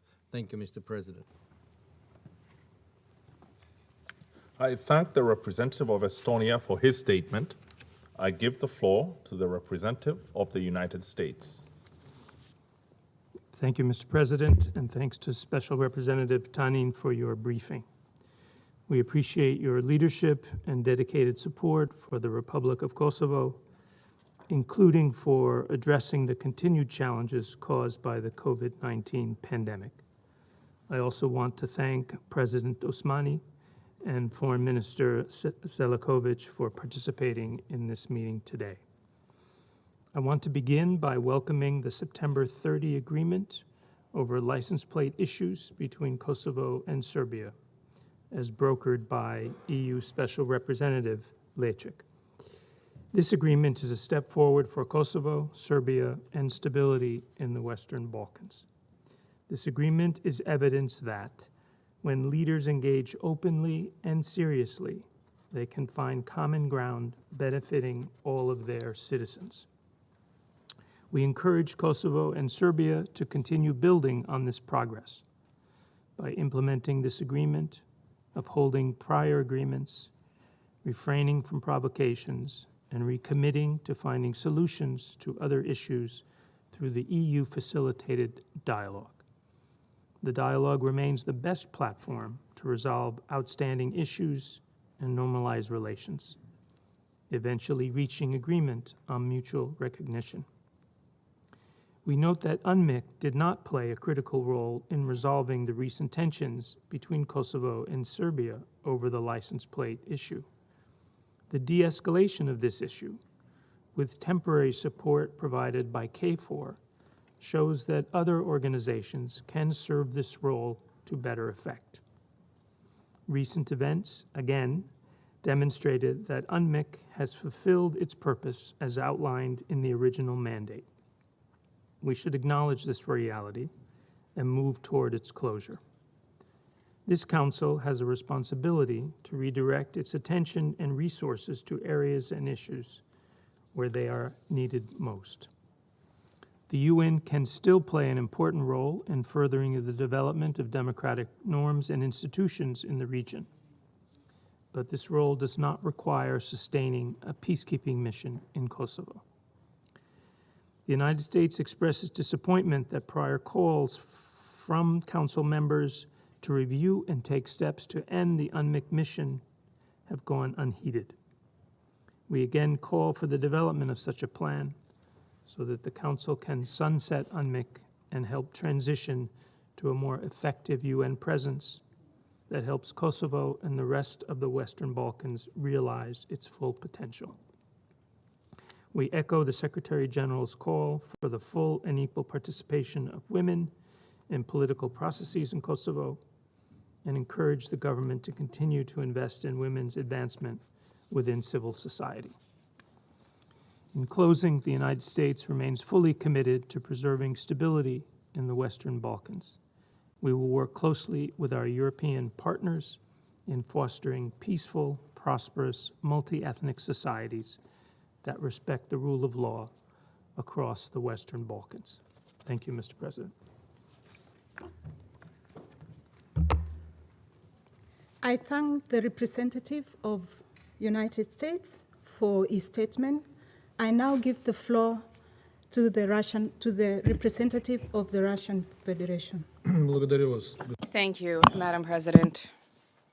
We wish to thank the Special Representative of the Secretary General, Zahir Tanin, for the briefing on the situation in the province and for the views proposed. On the whole, we share the assessments of his report. We welcome the participation in the meeting of the Minister for Foreign Affairs of Serbia, Nikola Selakovic.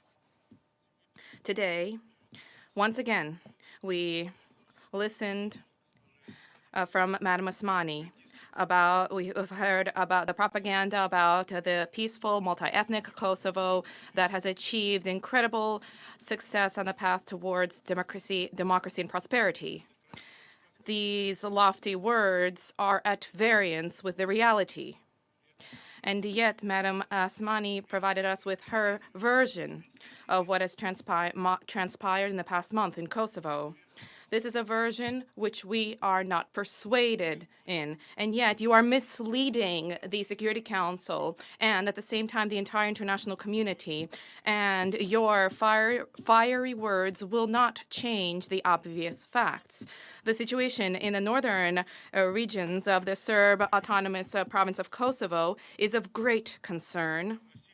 The situation has worsened considerably over the past month. In late September, in the north of the province, the Kosovar authorities artificially triggered tensions, as a result of which transportation was halted across the administrative boundary line. The Serb-populated region had Kosovar Albanian special police units deployed, and armored vehicles and heavy weaponry were also deployed. There were civilian casualties as a result. Thanks to the mediation of the European Union, it appeared that the question had been settled. However, as we say, the ink on these agreements was barely dry when on 13 October, new egregious incidents took place. During the violent raids targeting stores and pharmacies in Kosovo, Mitrovica, and Zvečan, the Kosovar Special Police units targeted civilians with long weapons, tear gas, and percussion grenades. Dozens of individuals were wounded. We view such actions by Pristina as a manifestation of a deliberate policy to stoke tensions with the aim of intimidating and pressuring native Serbs in order to drive them out of Kosovo. Also clears the fact that such saber rattling also has a domestic political dimension. Nationalism and radicalism is eagerly embraced ahead of the municipal elections on 17 October. There are increasingly frequent attacks targeting Serbs in the province and other non-Albanians, as well as attacks targeting their property. As compared with 2020, these numbers have virtually doubled. We welcome the responsible conduct of Belgrade in its response to Kosovar Albanian licentiousness. It has continued to comply with all obligations under Security Council 1244 and continue to comply with all obligations under the Kumanovo Military and Technical Agreement. And it has also embraced good faith dialogue to resolve the dispute under the aegis of the European Union. We regret, however, that our Western colleagues have shied away from a frank public accounting of what transpired. They continue to call for both parties to exercise restraint, and yet it is specifically the Kosovar leaders who have advanced ultimatums for Belgrade to recognize Kosovar independence and to pay reparations of sorts. Nor have Western countries condemned the greater Albanian agitation propaganda in Tirana and Pristina. There are major problems linked to the fact that some parties are supporting measures to create a Kosovar army. This is an idea that needs to be set aside definitively, and the unacceptable utterances in this regard should be clearly qualified as such. The vague response of Western colleagues mentoring and effectively aiding and abetting Pristina has created the most recent examples of impunity and inevitably has spiraled into a confrontation. In this connection, we wish to recall that responsibility for the maintenance of peace and security in the province lies with NATO Forces for Kosovo and the EU Rule of Law mission. Madam President, we believe that recent developments in Kosovo, as well as the open policy of Pristina in refusing to prioritize a negotiated solution, is a very dangerous trend. In recent months, twice Pristina, on 15 June and 19 July, derailed dialogue at the high level with Belgrade, which was carried out under the aegis of the European Union. There is no doubt that this new tactic, armed provocations, is also geared towards derailing negotiations, the negotiating process, especially given that the next round is to be dedicated to the creation of the community of Serb municipalities in Kosovo, an obligation of Pristina, which has since 2013 not been complied with.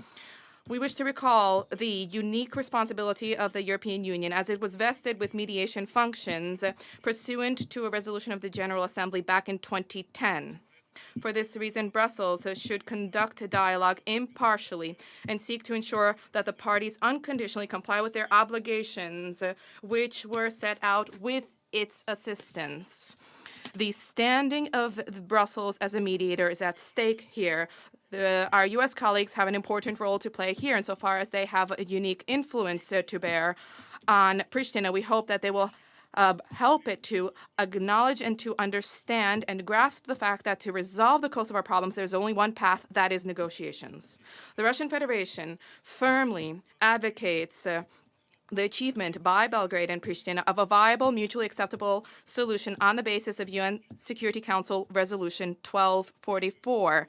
This, first and foremost, needs to be in line with international law and to secure the approval of the United Nations Security Council insofar as this constitutes a matter of international peace and security. For the same reason, we object to the acceptance of Kosovo in international organizations. The right to represent the province falls solely with the United Nations mission in Kosovo. Madam President, we support the pursuit of the steady progress of the Hague Special Court in investigating the crimes of the Kosovo Liberation Army. 20 years have elapsed since the outbreak of armed conflict. It is past time to restore justice vis-à-vis the countless innocent casualties of the Kosovo Albanian extremists. Unfortunately, justice has not yet prevailed on the case of the attack of Kosovo Albanian police officers against the Russian UNMIK staff member Mr. Krasnoshokov on 28 May 2019. Against the backdrop of the Security Council and the UN Secretariat constantly champion the absolute priority of safety and security of United Nations personnel, delays in this case are all the more appalling. The judicial system in Kosovo itself unfortunately continues to malfunction. This is evident in the unlawful rulings of the appeals court vis-à-vis one of the leaders of the Kosovo Serbs, the head of the Zvichan municipality, Ivan Todosijevic, upholding the guilty verdict in violation of the Brussels Agreement. Madam President, the plight of the Serb municipality, the Serb minority in Kosovo, is alarming. As a result, there is a low pace of the return of refugees and IDPs to the province. There's an urgent need to address the problem of certification of in Pristina of Serb companies who will provide and supply and distribute electricity in northern Kosovo. As the cold weather sets in, this is an issue that is genuinely of vital significance for the Serbs residing in the province. We wish to note the ongoing attacks targeting the ancient Serb cultural and religious heritage in Kosovo. In this connection, we welcome the decision of UNESCO specialized agencies to keep Serb Orthodox Church sites on the list of endangered sites. Under these unfortunate circumstances, there is an urgent need for the operations of the United Nations mission in Kosovo. We support the maintenance of agreed-upon budget and staffing levels for UNMIK, as well as the agreed-upon frequency and format for open briefings at the Security Council on the Kosovo issue. Furthermore, we trust that all issues faced by the mission will be reflected in the next report of the Secretary General. Thank you. I thank the representative of the Russian Federation for his statement. I now give the floor to the representative of China.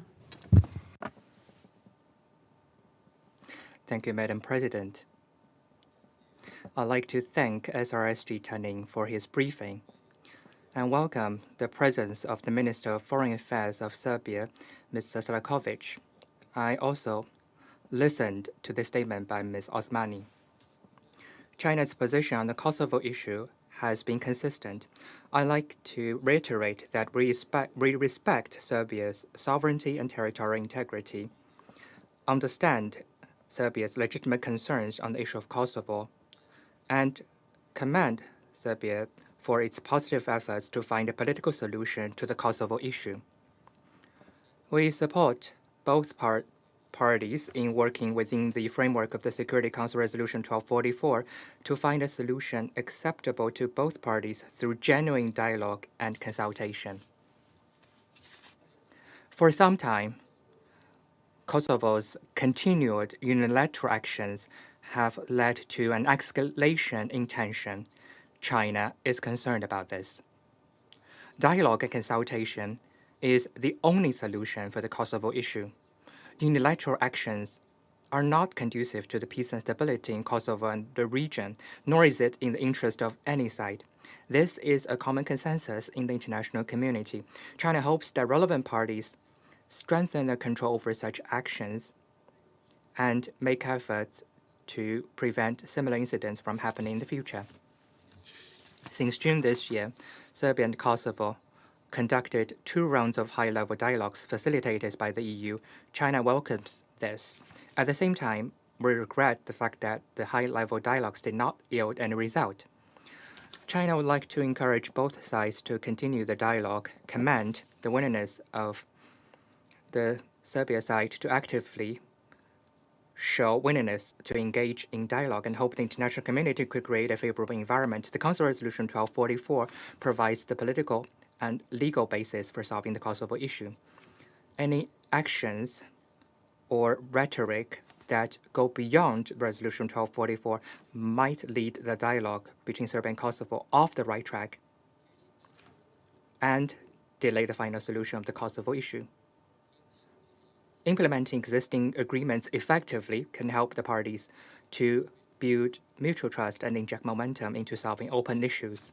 Kosovo should follow the Brussels Agreement and effectively promote the establishment of the association community of Serb-majority municipalities at an early date. Madam President, inclusive reconciliation, harmonious coexistence of all ethnic groups in Kosovo is in the fundamental interest of all ethnicities, which can meet their development needs as well. Since the beginning of this year, incidents of discrimination, attacks, and harassments targeting ethnic minorities in Kosovo have been on the rise, and there is an increase in tension among ethnic groups. China hopes that relevant parties take active and effective measures to protect the safety and legitimate rights and interests of Kosovo Serbs, promote national unity, and lay a solid foundation for the final solution of the Kosovo issue. Recent developments in the situation show that the Kosovo issue remains a potential security risk in the Balkan and Southeast Europe. The Council should keep its attention on the Kosovo issue, and the role of UNMIK is still very important. China commends the work of UNMIK under the leadership of SRSG Tani and supports UNMIK according to its mandate in playing a major role in maintaining Kosovo's peace and stability, responding to the COVID-19 pandemic, promoting national reconciliation, and facilitating the return of displaced persons. We support the provision of adequate resources to UNMIK for it to implement its mandate. Thank you, Madam President.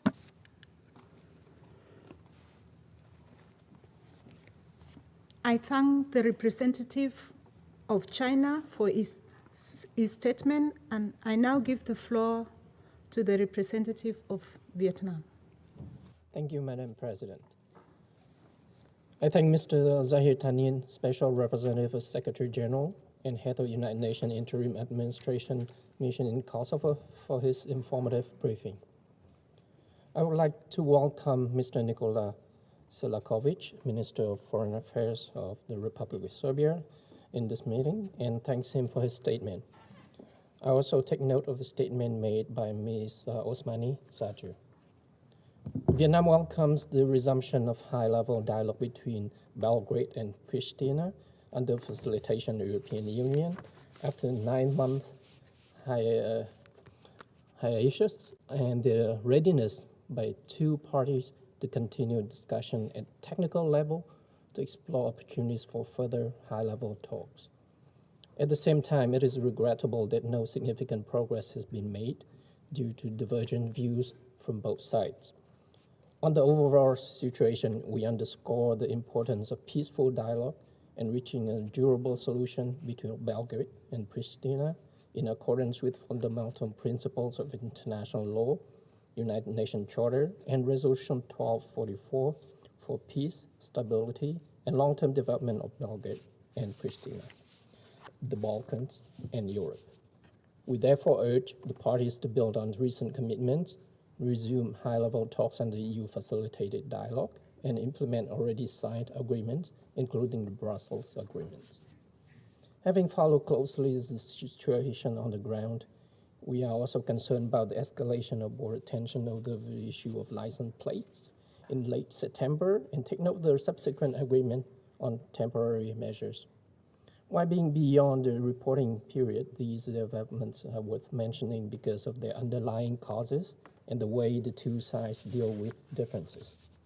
We hope that Belgrade and Pristina will respect the agreement reached and work together to find a permanent solution to the issue.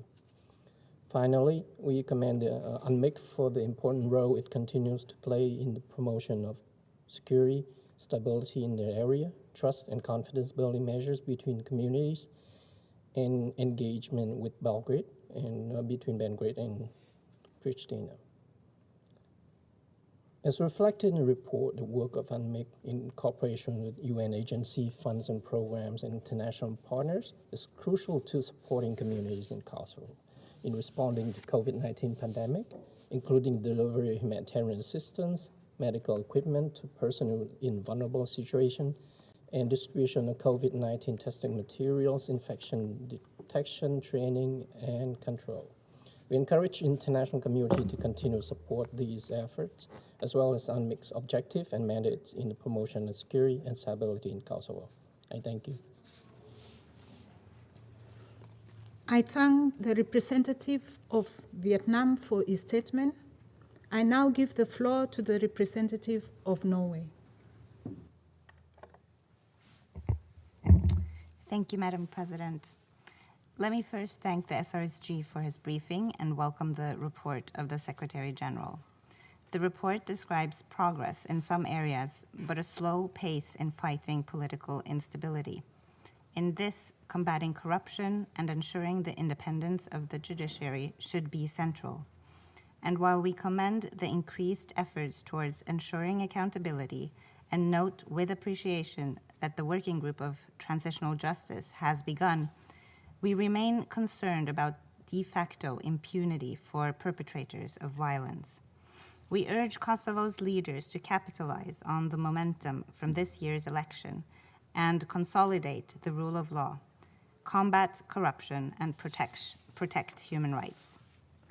President, all actors need to engage fully in important high-level political processes, such as the European Union facilitated dialogue with Serbia.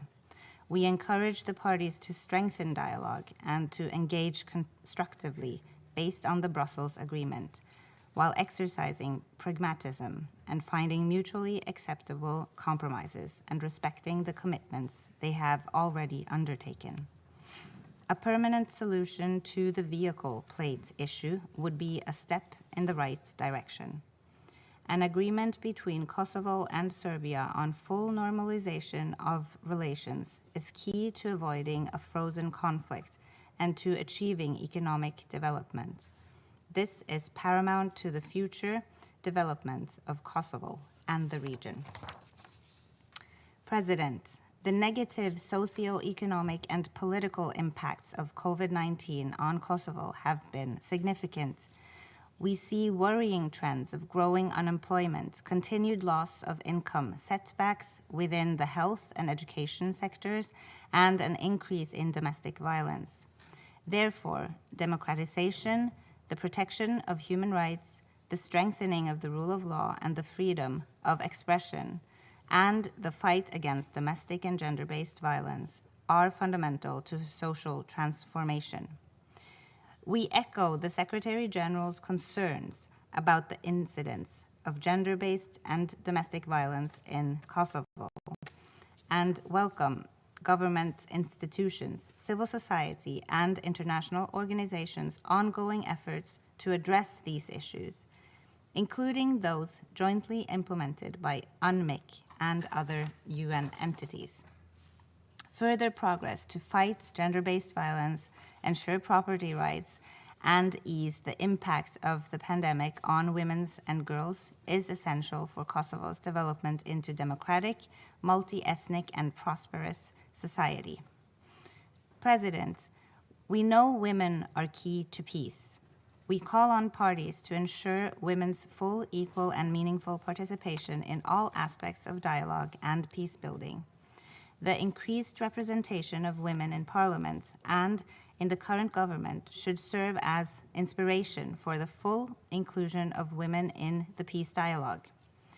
President, the question of a review of the UN mission in Kosovo has been raised. In our opinion, although the UN mission has adapted well in meeting new challenges, including the COVID-19 pandemic, we would support looking at possible efficiency improvements. President, let me conclude by reiterating that there is no alternative to the EU-led process. It needs our full support. Norway will continue to work closely with EU institutions, key EU member states, and the US. We call on the parties to comply with their commitments in order to consolidate the gains made and to engage constructively towards resolving the conflict. Thank you.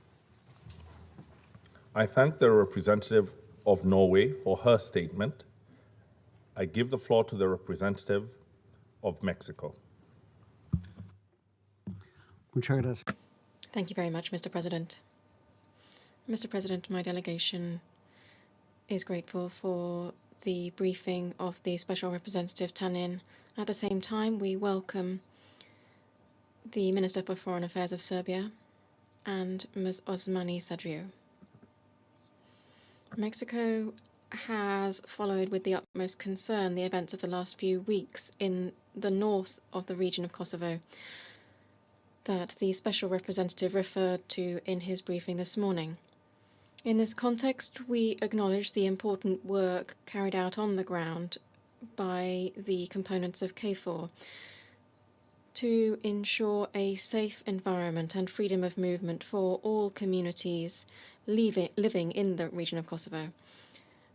We welcome the agreement of some temporary measures to ease tensions on the ground and the establishment of working groups to seek a lasting solution to the issue of vehicle license plates. Nonetheless, this situation is a symptom of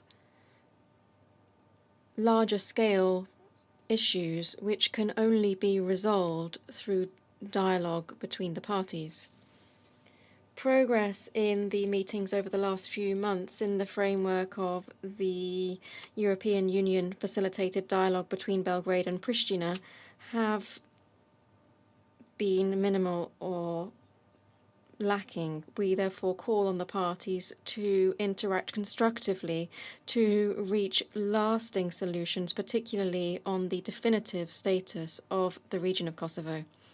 With full respect for the relevant resolutions of the Security Council that represent the only framework to achieve a solution to the conflict.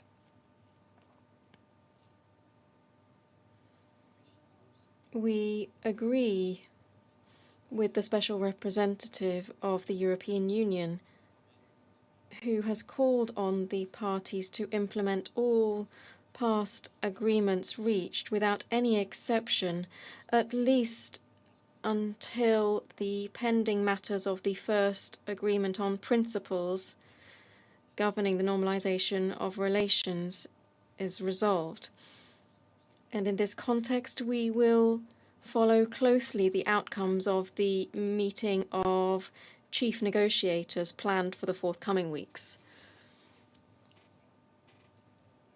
Mr. President, Turning to the reference in the report of the Special Representative to the Jakove-Jakovica case, Mexico reiterates, as was done by the Special Representative himself, the importance of protecting the rights of all returnees returning to their place of origin. We urge authorities of the region of Kosovo to work with civil society organizations and local communities to generate a favorable environment for the safe, dignified, and lasting return of all those who so desire, and then to foster processes for reintegration and reconciliation. We would note the observation in the report on incidents of gender-based violence and levels of domestic violence, and we call on authorities in the region of Kosovo, on civil society, and on international organizations to continue to promote legal frameworks of action and public policies to address this challenge and to ensure their full and effective implementation. Mexico insists that the full involvement of women in political processes, as well as in all aspects of political and social life, is central to the reconstruction of the social fabric. I conclude, Mr. President, by reiterating my country's support for UNMIC in its work to establish conditions for the stabilization and strengthening of the rule of law and security in the region in cooperation with KFOR and ULEX and within the framework of Resolution 1244 of this Security Council. Thank you very much. I thank the representative of Mexico for his statement. I give the floor to the representative of Tunisia. Thank you, Mr. President. At the outset, I would like to thank Mr. Zahir Tanin for his valuable briefing, and we renew all our appreciation and support for his efforts at the head of the interim administration mission in Kosovo. I would also like to welcome His Excellency, the Minister of Foreign Affairs of the Republic of Serbia, and Ms. Vjosa Osmani Sandriu. Mr. President, the unfortunate developments in northern Kosovo over the past weeks, the escalating tension and the renewed violence and clashes in Mitrovica and in the north of Kosovo, can only further complicate the situation. It is an additional challenge to the security and stability of the region. In this context, my delegation calls for de-escalation and for both parties to refrain from any unilateral or non-coordinated actions. We also call for the resumption of dialogue under international auspices. In this vein, we appreciate the rapid response of the European Union to calm the situation and establish a working group to seek a lasting solution. My delegation welcomes the resumption of the EU-facilitated dialogue between Pristina and Belgrade. We reiterate our call on both sides to continue to engage constructively in dialogue, fulfill their obligations, and implement the agreements to ensure security and stability and contribute to a comprehensive political settlement. In this regard, my country expresses its support for the efforts of the Special Representative of the European Union in Kosovo, hoping that the next round of talks would bring about tangible progress on several important issues, such as the implementation of the outstanding agreements, economic cooperation, the return of displaced minorities, and the fate of the remaining missing persons. Mr. President, promoting trust and peaceful coexistence among ethnic groups is the only way to achieve peace and stability in Kosovo. Diversity can be a factor of integration and unity through the primacy of the values of peaceful dialogue, consensus, and reconciliation. In conclusion, I would like to reiterate once again Tunisia's support for various regional and international efforts to find a lasting and comprehensive solution in Kosovo in accordance with the fundamental principles of international law, the UN Charter, and Resolution 1244 to meet the aspirations of the peoples of the region and bring about peace, security, stability, and sustainable development. Thank you.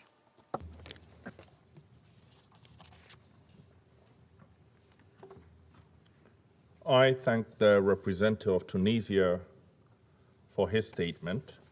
I shall now make a statement in my capacity as the representative of Kenya. I thank you, SRSG Tanin, for your briefing, and thank you for your service. Kenya commends the United Nations mission in Kosovo for its efforts to promote security, stability, and respect for human rights in Kosovo and in the region in line with its mandate. We note in this regard that UNMIK has had constructive engagement with Pristina and Belgrade, all communities in Kosovo, and regional and international actors. Kenya welcomes the meetings held over the summer between Belgrade and Pristina, including the 15th June high-level talks between the Prime Minister Albin Kurti and Serbian President Aleksandar Vučić. This is important because it is only through sustained dialogue that the normalization of relations between the two parties can be achieved. As all of us know, social media and mainstream media are increasingly important means of communication across the demographic spectrum, especially when it comes to the youthful population engaging in politics. Unfortunately, its use in the spread of incitement and hate speech is well documented and has been reflected in some of the reports submitted to the Council. Kenya welcomes the pilot initiative by UNMIK to monitor incitement to hatred and hate speech on social and online media. Such an initiative, if objectively driven, has the potential to help to develop strategies to effectively counter these corrosive forms of speech. On Tuesday, the 12th of this month, one of Kenya's signature events, which was chaired by His Excellency President Uhuru Kenyatta, was on diversity, state building, and the search for peace. In that event, President Kenyatta noted that the poor management of diversity is leading to grave new threats to international peace and security. I'd like to add that on top of new threats, that it risks reigniting conflicts that we thought were in our past. We are particularly focused on not only what leaders say to one another, but what their followers say to one another. To that end, we will be holding an ARIA formula meeting later this month on addressing and countering hate speech and preventing incitement to discrimination, hostility, and violence on social media. The objective will be for the Security Council to have a keen appreciation of the ways that hate speech and incitement are spread through social media, and we will be hearing from leading figures in the private sector. The reason I am focusing on speech, hatred, and incitement is because the comment by SRSG Tanin on the lack of trust between the parties, I think reflects not only between the parties, but sometimes between sections of the population. And on Tuesday the 12th, President Kenyatta observed that that mistrust leads to deterioration of trust in state institutions, and that in turn leads to the state's legitimacy weakening. And when that happens, it makes the state unable to prevent, mitigate, or resolve the conflicts that it is experiencing. With that in mind, Kenya commends to the parties to recommit to inserting the appreciation and embrace for diversity in all their policies. And not only in their policies, but in the growth and development of their political culture. I want to commend the participation of the women and young people who are seeking to have their voice heard, particularly if it is a voice that is bringing back together the parties together and seeing the points of convergence and common interests that we are sure still exist. I echo the call in the Secretary General's report for the provision of an enabling environment for the safe, dignified, and sustainable return and reintegration of all internally displaced persons and returnees into Kosovo society.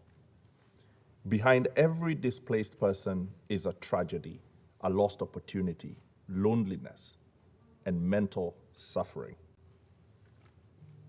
I conclude by reiterating the need for the parties to be consistent in the implementation of UN Security Council Resolution 1244 and to constructively engage in dialogue in order to make swift progress on a comprehensive normalization of their relations at the highest levels, but also between the peoples. I thank you. I resume my function as President of the Council. His Excellency Mr. Nikola Selakovic, Minister for Foreign Affairs of Serbia, has asked for the floor to make a further statement. I give him the floor. Thank you, Mr. President. We have been listening to the citizen of the Republic of Serbia, Mrs. Osmani Sadriu, pretending to be the so-called president of our southern autonomous province. We were listening to the stories, cynically ignoring the report given by the Secretary General and briefed by Mr. Tanin, as well as ignoring all the casualties in their recent actions. She is being silent about the fact that the fake state is based on war crimes and their founding fathers are in prison. She is being silent about Serbian casualties and ethnic cleansing, evidenced by the fact that there are more than 200,000 internally displaced persons waiting for more than 22 years to return to their homes. And in the same time, bragging that they have received refugees from some far distant countries. The citizen of the Republic of Serbia, Mrs.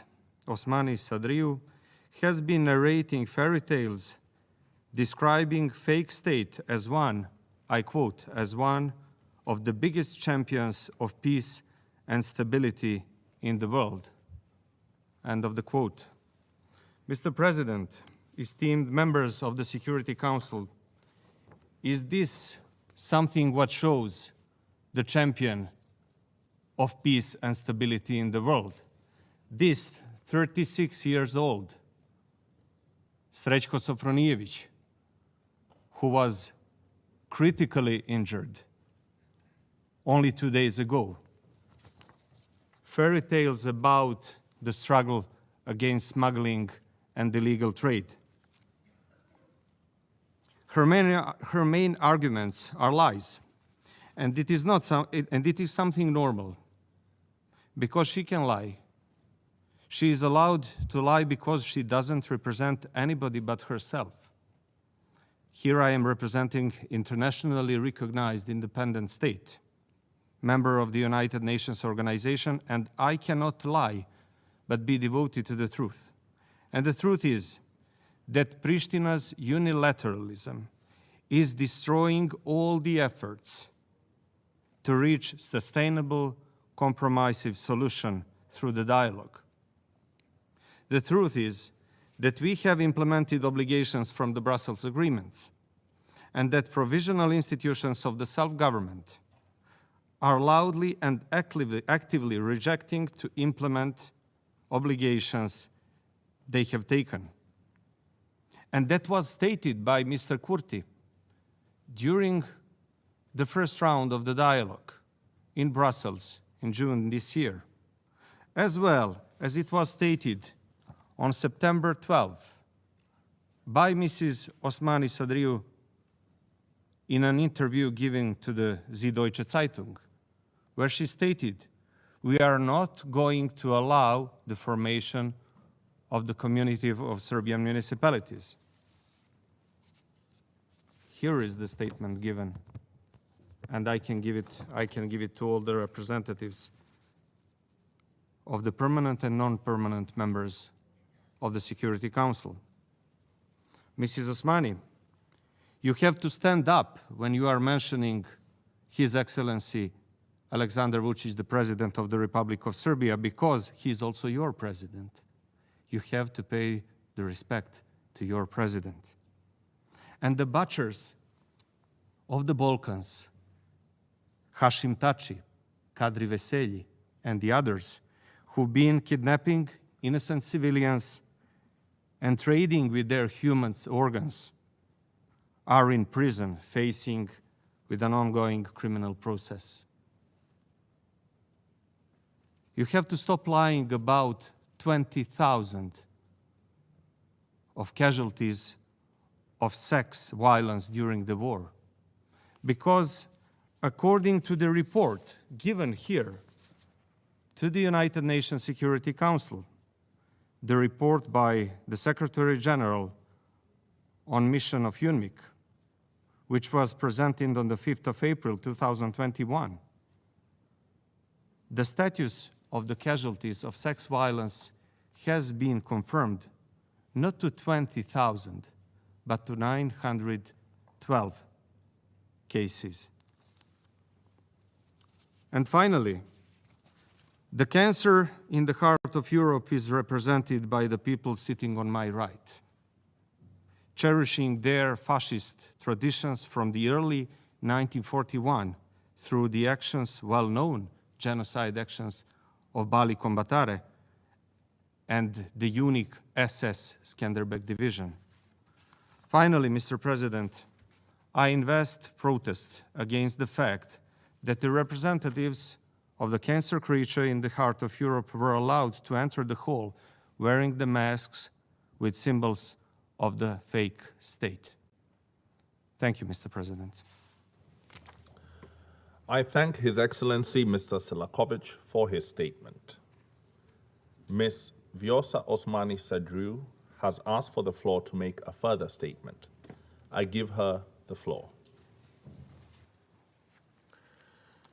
Thank you, Mr. President. Let me perhaps start by thanking those members of Security Council that have recognized and fully supported the decisive rule of law efforts of the institutions of Kosovo, which are at the benefit of all the citizens in Kosovo, no matter their ethnicity. Let me also thank all those who emphasized the important role of women in the society. We want to work hand in hand with each and every one of you to increase the role of women in our society, in politics and elsewhere, and we are doing exactly that nowadays. Perhaps to now move on with the latest pure propaganda by Mr. Selakovic. Mr. Selakovic, I'm a proud citizen of the independent and sovereign Republic of Kosovo. The independent Republic of Kosovo isn't going anywhere. It's better that you face this reality, and it will be better for all the citizens of Serbia as well, so that they can see a future forward, a future in peace, a future in stability, where their leaders do not wage wars and instability any longer. They have suffered from you enough, not just those of us, not just those of us. And I agree, Mr. President, there is a tragedy behind every refugee, every IDP. I have been one myself, and not just me. Over 80% of the people of my country were forced to flee the Milosevic genocidal regime, which is now being glorified every single day. And the war criminals are not just being glorified, they are being rehabilitated by the current Serb institutions. Mr. Selakovic speaks of the death of an old woman in the recent days in Kosovo. While I would like to express my condolences as the president of all the institutions and the president of all the people of Kosovo, no matter their ethnicity, I want to speak up about the truth here in front of all of you today. There's absolutely no report from local or international institutions, and we have such a high international presence in Kosovo who would be able to speak up on this, that this woman has died as a result of the rule of law efforts of the institutions of Kosovo. Not even an autopsy has been done so that Mr. Selakovic can come here today and speak up a distorted information with respect to what happened on Wednesday in Kosovo. He speaks about 100 ethnically motivated crimes, but in fact, he mentions the same crime plenty of times to get to that number 100. The truth of the matter is, according to international reports, from 2017 to 2020, the percentage of ethnically motivated crimes is 0.03%. It's not 3%. It's not 0.3. It's 0.03% in Kosovo. And we are committed to bringing that down to zero. Because, Mr. President, members of the Security Council, the Serbs in Kosovo are not afraid of me. The Serbs in Kosovo are afraid of the parallel, illegal criminal structures aided and abetted, financed and supported and turned into gangs by President Vučić, by himself, no one else.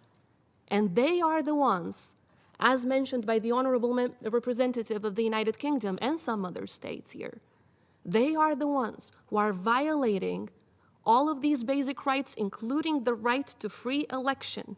And they are the ones intimidating the Serbs into participating freely in elections. I want to commit in front of all of you, once again, as the president of all the people of Kosovo, that we will do everything in our power to protect the Serbs of Kosovo from these attacks from illegal and criminal structures. Mr. Selakovic has also mentioned the case of Todosijević.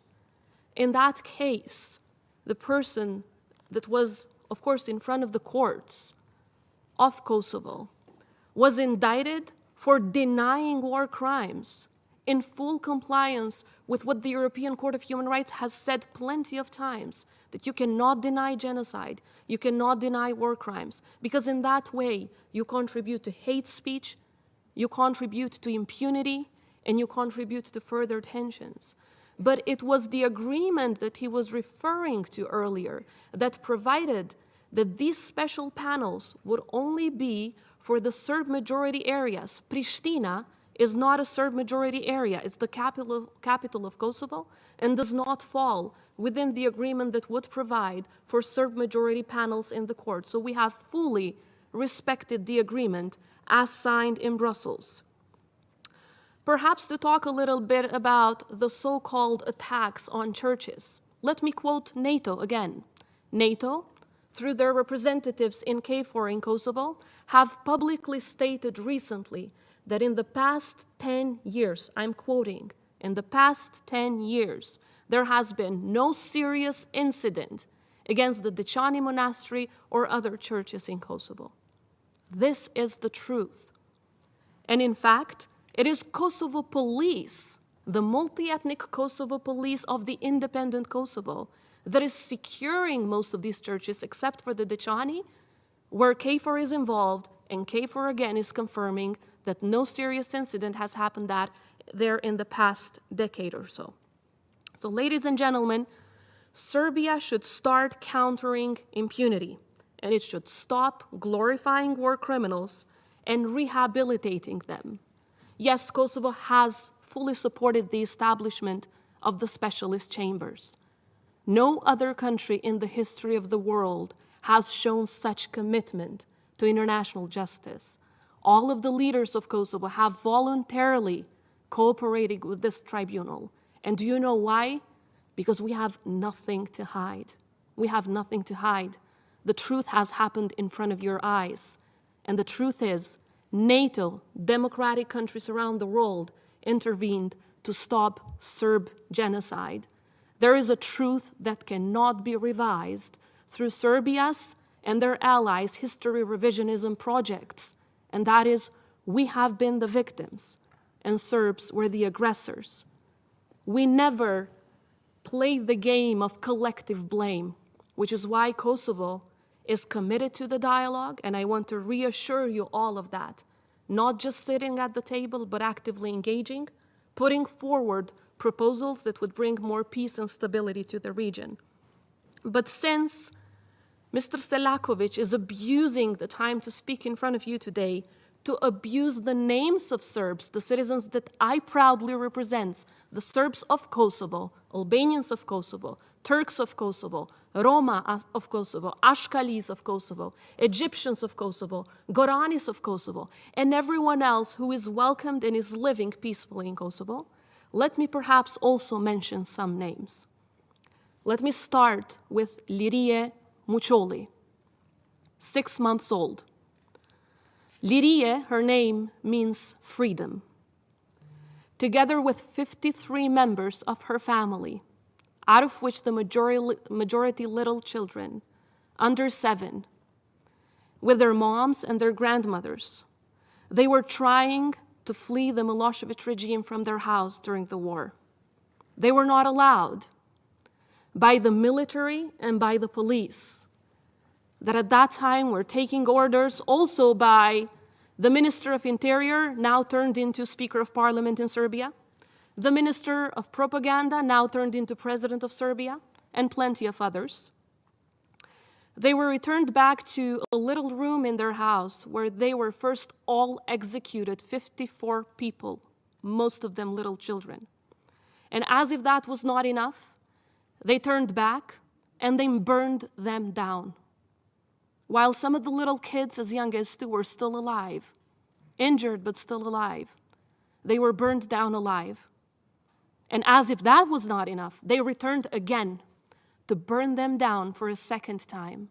And then for the third time, they put fire to the entire house. If you go to that house today, Mr. Selakovic, and I invite you, as the President of the Republic of Kosovo, to go and kneel, because that's, in the words of Willy Brandt, that's what a human being does when words can do no justice. To kneel in front of this grave. 54 people, most of them little children, including 6-month-old Lirie Mucholi, were burned down 3 times. What was their crime, Mr. Selakovic? Did you ever apologize?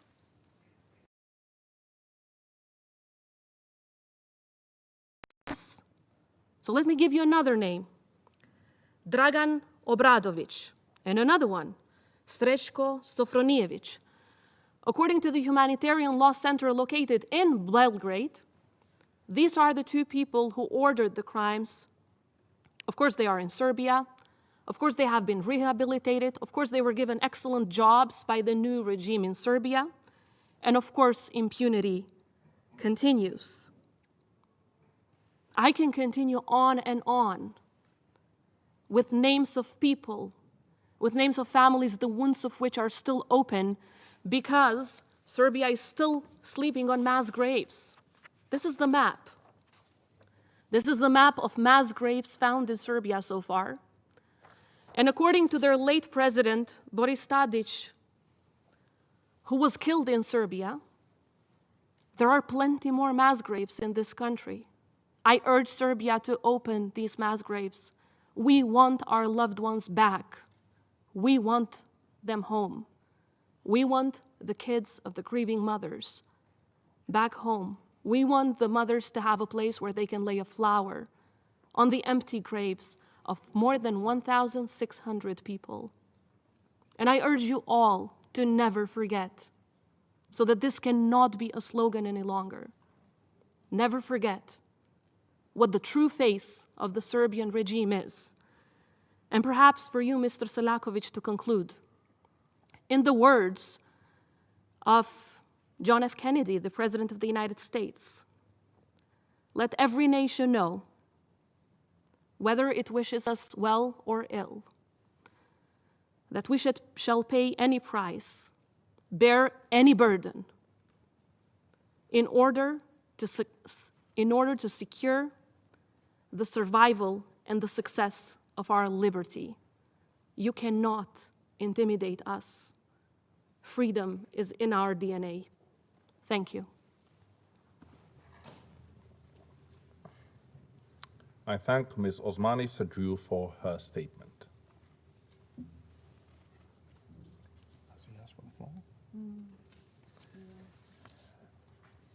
His Excellency Mr. Nikola Selakovic, Minister of Foreign Affairs of Serbia, has asked for the floor to make a further statement. I want to just say the Council's schedule is running behind, and so please keep your further statement to 3 minutes, and it will be the final statement. Thank you very much, Mr. President. I am really concerned about the minds of Mrs. Osmani. She said a plenty of lies. Mrs. Osmani, this is Srećko Sofronijević. This is the guy your criminals have shot in his back only 2 days ago. He's not in Belgrade. He's not ordering anything. He is one ordinary citizen. This is Srećko Sofronijević, Mrs. Osmani, and please stop lying. Boris Tadić, he's the former president of the Republic of Serbia, thanks God. He's in well condition. He lives in Belgrade. He wasn't killed, as you stated. What are you saying? What are you saying? The so-called attacks on Serbian churches. 15 churches has been robbed and attacked during the last 9 months. 15 of them. You have ruined more than 19 graveyards, cemeteries, Serbian Christian Orthodox cemeteries. They were guilty for something. You've been speaking about your casualties. I'm sorry about that. But what about the family Šutaković? Mother, father, and 3 kids. Their names were recently found out in Đakovica industrial zone. There are no other members. All the family members were killed. You haven't been highly in the mountains 22 years ago because you was only a refugee. You've been there because you have been with the terrorists. According to the terrorist list of CIA from 1997, the so-called KLA was proclaimed as a terrorist organization. And please do not speak to us about the history revisionism projects. We know very well that you cannot hide the SS division and the traditions of Bali Combatare, who've been some of the most famous working for the Nazis during the Second World War. Thank you, Mr. President, and thank you for the opportunity to say these words. I thank His Excellency Mr. Selakovic for his statement.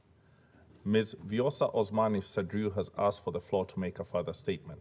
As I said, please keep your statement to 3 minutes, and it shall be the final statement. I give her the floor. Thank you, Mr. President. I will try to be short.